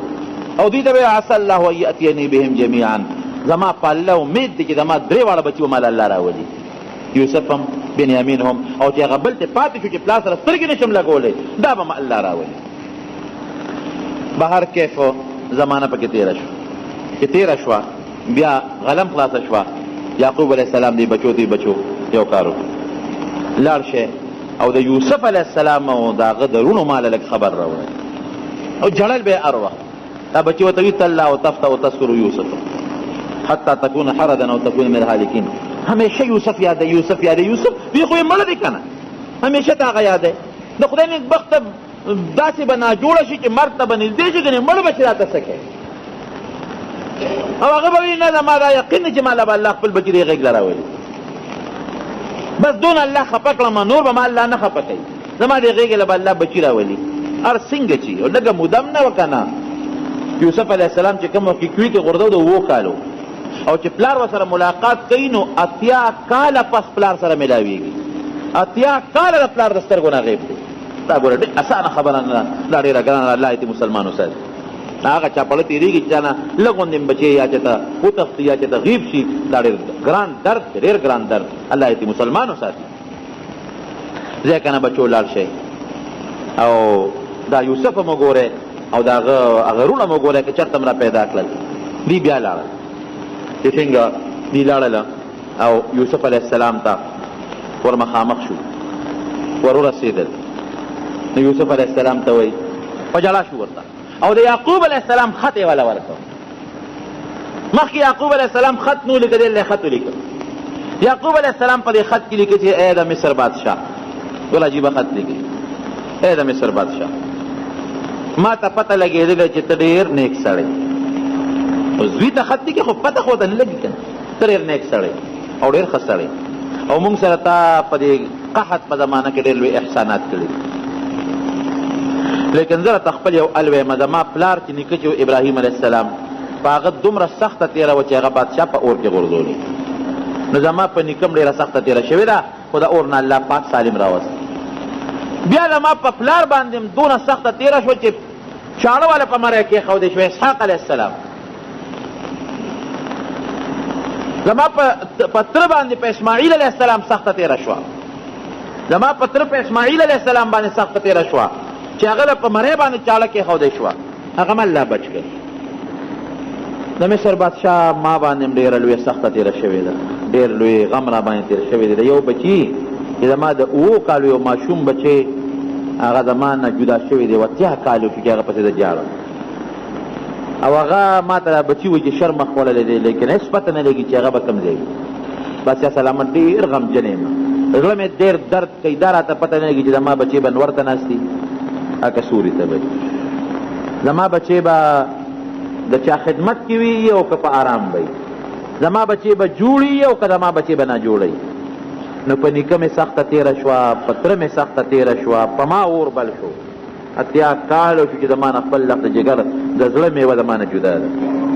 بادشاه سلامت بل یو بچی مې و چې په هغې به ما د هغه روک بچي یوسف مینه ما ته ولا رانه تا ګیر کړ نو بادشاه سلامت زه ډېر زیات غمجن یم ټوله شپه جالم ټوله ورځ الله ته جالم او سترګې مې دې بچي په چړندې دي نو ته د الله لحاظ وکړه او ما ته د خپل زوی بنیامین راولېږه چې دې رانه پاتې نه کې که دې دې راو نه لېږه نو داسې خیرې به درته وکړم زه د پیغمبر یم او د پیغمبر اولاد یم داسې خیرې به درته وکړم چې ستا اوو پشتو پورې بچو ته به د هغه خیر و اثر ورې ورسېږي سم شه بادشاه سلامت ما له خپل نیازبین بچی فورا راولېږه غلک رالېږي که نه رالېږي خو ما له خپل بچی راولېږه نو چې یوسف علیه السلام ته دې خط ته وکتل او خط یې ولید او د پلار هغه فریاد یې ولید نو بې اختیاره په ژړا شو ډېر زیات یې وژړل ډېر زیات خط پې راواخېست او کله به په سترګو کېښود کله به په خولې باندې په شونډو کېښود کله به یې ښکله او کله به په سترګو کېښود او ډېر یې وژړل ښه بابا واقعي دا خو ډېره زیاته سخته ده ابراهیم علیه السلام ورته رایاد شو خپل نیکه اسماعیل علیه السلام اسحاق علیه السلام او یعقوب علیه السلام هغه خپله زندګي چې واقعي زما پلار خو دا زما لا پلار دی چې جمدی دی په دومره غمونو کې دوی ورته الوي چې دغسې تا زمونږ رور چې دی نو هغه موږ نه شرمه خوړی دی او بل لور رانه تا کېنه او بادشاه د موږ په حال ډېر دردمن یو رحم را باندې وکړو دا بنیامین الله سره پرېږده پلار مو ړوند دی ګنې مري هغه خط یې وکړه ښکلی یې کړ په دې سترګو یې کېښود نو هغه نقاب یې ورته اوچت اوچت یې کړ تاسو ته پته ده چې تاسو یوسف سره څه کړي تاسو ته پته خبر یې تاسو وایئ چې یوسف شرمخ تختولی دی تاسو ته پته ده چې هغه سره هم څه کړي دي هغه خپل تخت شاهي تاج یې ورته کوز کړ هغه خپل مخ یې ورته ښکاره کړ تاسو خبر یې هغه سره هم څه کړي دي تاسو وایئ شرمخ خوړلی دی خو چې ده ته یې وکتل او انک لانت یوسف ته یوسف یې یوسف خو ته نه زمونږ ورور انی انا یوسف زه یوسف یم پام کوئ باز ګوره ملامته کوي یم نه बतासुला नासिर खान इस्लामी cassette house बैरून कचहरी गेट अशरफ रोड सराय फकीर खान पेखवर खार की द नासिर खान सर हर साथ मिलावीगी او لستا سرور مودا بنیامین دی او فورا لاړ شئ زما په لمن زما پلار راورېد خدا د الله حکم دا کمیس یې ورته خپل وویست چې کوم هغه کمیس چې ابراهیم علیه السلام ته جبریل علیه السلام د جنت نه راوړی و ده ته بیا میلو شوی او وینو کې ګورې لیس پیتو هغه کمیس یې راواغېسته په دې دا دوه درې داغ هم پراته دي زما د وجود د وینې زما د وجود د وینې دوه درې داغ هم پې پراته دي هغه وجود چې تاسو زه والی یم تاسو زه کوی ته وغورځولم او زما وجود زخمي شو هغه وینه هم زما په دې کمیس پرته ده دا مهرباني وکړئ دا کمیس یوسئ زما پلار شابه زر دی او انشاءالله چې زما دا کمیس زما د پلار په مخ تاسو ور واچوئ یرتد ابي بصیرا زما پلار به ډک جوړ وي سترګې به بالکل ټیک ټاک او ټول دا غځې نه را روان شو مصر ته راځئ یو ورځ چې پاتې نه شي فورا ځئ کمیس یې وله ورکړ روان شو چې دې څنګه روان شو او کمیس یې ورکړ او قافله را روانه شو خوشحاله شو ملامت هم دي یعقوب علیه السلام ته الله اطلاع وکړه د وحي په ذریعه باندې خپلې کور چې کوم بندګانو بیبي وه یا لوڼی وې وی انی لا اجد ریح یوسف لولا ان تفندون یاره که تاسو ما ته ناپویه نه وایې که نه نو په ما نن د یوسف علیه السلام د یوسف بچي خوشبویي را باندې لګېږي د هغه خوشبویي محسوسوم خو که دا درته ویم نو ما ته بیا به تاسو وایئ چې یاره ته عقل د کار نه کوي پویه د کار نه کوي را باندې الزام به ولګوې نو که دا الزام نه لګوې نو زه راته دا وایم چې زما باندې د خپل بچي د یوسف خوشبویي لګي هغې ورته بیا وایي ګوره ته بار بار یوسف یادې بیمار به شې مړ به شې دا ته څه کوې وایي نه په ما خوشبویي لګي او محسوسومه د هغه خشتا خوشبویي او هغه لهر د هغه په ما را روان دی په ما باندې لګي بچي را ورسېدل چې څنګه را ورسېدل بس فورا هغه کمیس یې را واخېست بابا مبارک شه هغه کمیس یې را واخېست د یعقوب علیه السلام په دا مخ یې ور وغورځو خو چې ور وغورځو د سترګې بینا شوې نظر یې ولګېد زړه یې خوشحاله شو خوشحالۍ نه یې وجړل ما نه وي تاسو ته تاسو په ما باندې الزامونه لګول ما راته نه وې بس بچي فورا خپو ته پرېوتل بابا مونږ معاف که مونږ معاف که مونږ بخښنه غواړو اصل خو ښکاره شو که نه چې بچي خو مونږ ورته د کوي کې غورځولی دی بابا مونږ معاف که بابا ورته څه وایي سوف استغفر لکم ربي زه تاسو له بخښنه به غواړم لږ صبر راته وکړئ یو ټیم را روان دی هغه وخت به زه د رب العالمین په دربار کې ستاسو دپاره بخښنه غواړم بخښنه یې وله وغوښته بابا وایي یوسف علیه السلام خو چې زر راځئ جمدی دی د مصر بادشاه دی زمونږ ډېر عزت کړی دی او دا مونږ له غلې راکوي دا هغه راکولې وی ځای چې ځو د 2 کسانو قافله تیاره شوه دغې وخت کې د یعقوب علیه السلام بچي او نوسي او کړوسي 72 کسانو 2 کسان د هغې قافله تیاره شوه او د مصر د طرف ته روان دي یوسف علیه السلام هغه خو کسان کینولي وو چې دوی را نږدې شو نو فورا ما له اطلاع راکړې حضرت یوسف علیه السلام ول استقبال له راوړي د مصر د ښار نه سره د وزیرانو سره د مشیرانو سره د سلطنت او د بادشاهۍ د خلقو دنیا چې یوسف علیه السلام روزي خو نور خلک به هم روزي هم پیغمبر دی یوازې بادشاه نه دی پیغمبر هم دی دنیا لوی استقبال جوړ دی عظیم الشان استقبال او تخت شاهي هم بار راستی دی او یو لوی قناتونه دي او صاحبه دغه دي دا څه ورته ویل کېږي د هغې زمانې چې کوم د عزت سامان دی ټول روغ کړي او لویه جلسه جوړه ده ولې د یوسف علیه السلام پلار را روان دی د یوسف علیه السلام رونه را روان دي د بادشاه او 80 کاله پس ورسره ملاقات کېږي تخت شاهي باندې یوسف علیه السلام ناست دی او چې کله دا پلار وله را ورسېده نو ورته غاړه وتل یو بل ته ډېر جاتې وجړل دواړو یو بل ته الله ورته حکم کوي یوسف علیه السلام ته چې ګورې ته به دلته ولاړ زما خپل یو فیصله ده تا یو خوب په ماشوموالي کې لیدلی و د 5 کالو 4 کالو چې تا خوب لیدلی و هغه رښتیا کوم انی رأیت 11 کوکبا والشمس والقمر رأیتهم لی ساجدین تا ویلي چې 11 ستوري نور او سپومې به ماته سجده کوي دا دې لیدي اوس هغه به کېږي صبر کوه نو د هغې به دا قاعده وه چې بادشاه له به څوک رالل نو سر به یې ټیټ کړ او یا په سجده به پرېوتل سجده د الله نه ماسبه بل چاته زمونږ په دې امت کې بلکل منع ده بلکل منع لیکن په هغې امتونو کې د تعظیم سجده د عبادت نه د عبادت او د تعظیم سجده کې فرق دی د تعظیم سجده په هغې زمانه کې جایزه وه دا به کېدله او نبي علیه السلام منع کړې ده وی که د تعظیم دا سجده د یو انسان بل انسان ته جایز وي نو ما به ښځو ته حکم کړو چې خپلو خاوندانو ته هم سجدې وکړي نو وی تالله لقد آثرک الله علینا وان کنا لخاطئین زمونږ د قسم په خدای قال الله په مونږ ډېر لوی فضیلت درکړی دی او مونږ خطاکار یو یوسف علیه السلام ورته څه وایي ملامته کوي نه لا تسریب علیکم اليوم لا تسریب علیکم اليوم یغفر الله لکم اس ملامت یا در باندې نشته اس فکر ونه کې الله تاسو مو بخښه الله دې مونږ موږ چې څوک چانه بخښنه وغواړي دا ورته وایي چې به زه معافي غواړم هغې م ورته وایي چې څه نشته خبره خلاصه شو دا د یوسف علیه السلام او د یعقوب علیه السلام طریقه ده د هغې شیوه ده یا یعقوب علیه السلام وفات شو په مصر کې او د هغې نه 30 کاله پس یوسف علیه السلام هم وفات شو د 113 کالو په عمر کې یوسف علیه السلام وفات شو او بیا د مصر د دریاب یو غاړه کې دفن شو او بیا چې کله دریاب روانې کو نو بیا یوسف علیہ السلام غیر اوچت کو قبر کې او بل ځای کې دفن کو. نبی کریم صلی الله علیه وسلم په یو موقع فرمای د موسی علیہ السلام متعلق او د یوسف علیہ السلام متعلق د دواړو متعلق فرمای وی ما تا غزین معلوم دي کدا غزه کې وی متا او ما د موسی علیہ السلام قبر بم پولو. یو حدیث کې دا سره او بلکې دا سم راځي چې د یوسف علیہ السلام قبر بم در تقولو چې هغه کم ځای کې دا قبر دی ما ته معلوم تا بس نه کې. او بهر کې الله دې موږ د مصیبتونو او آفتونو نه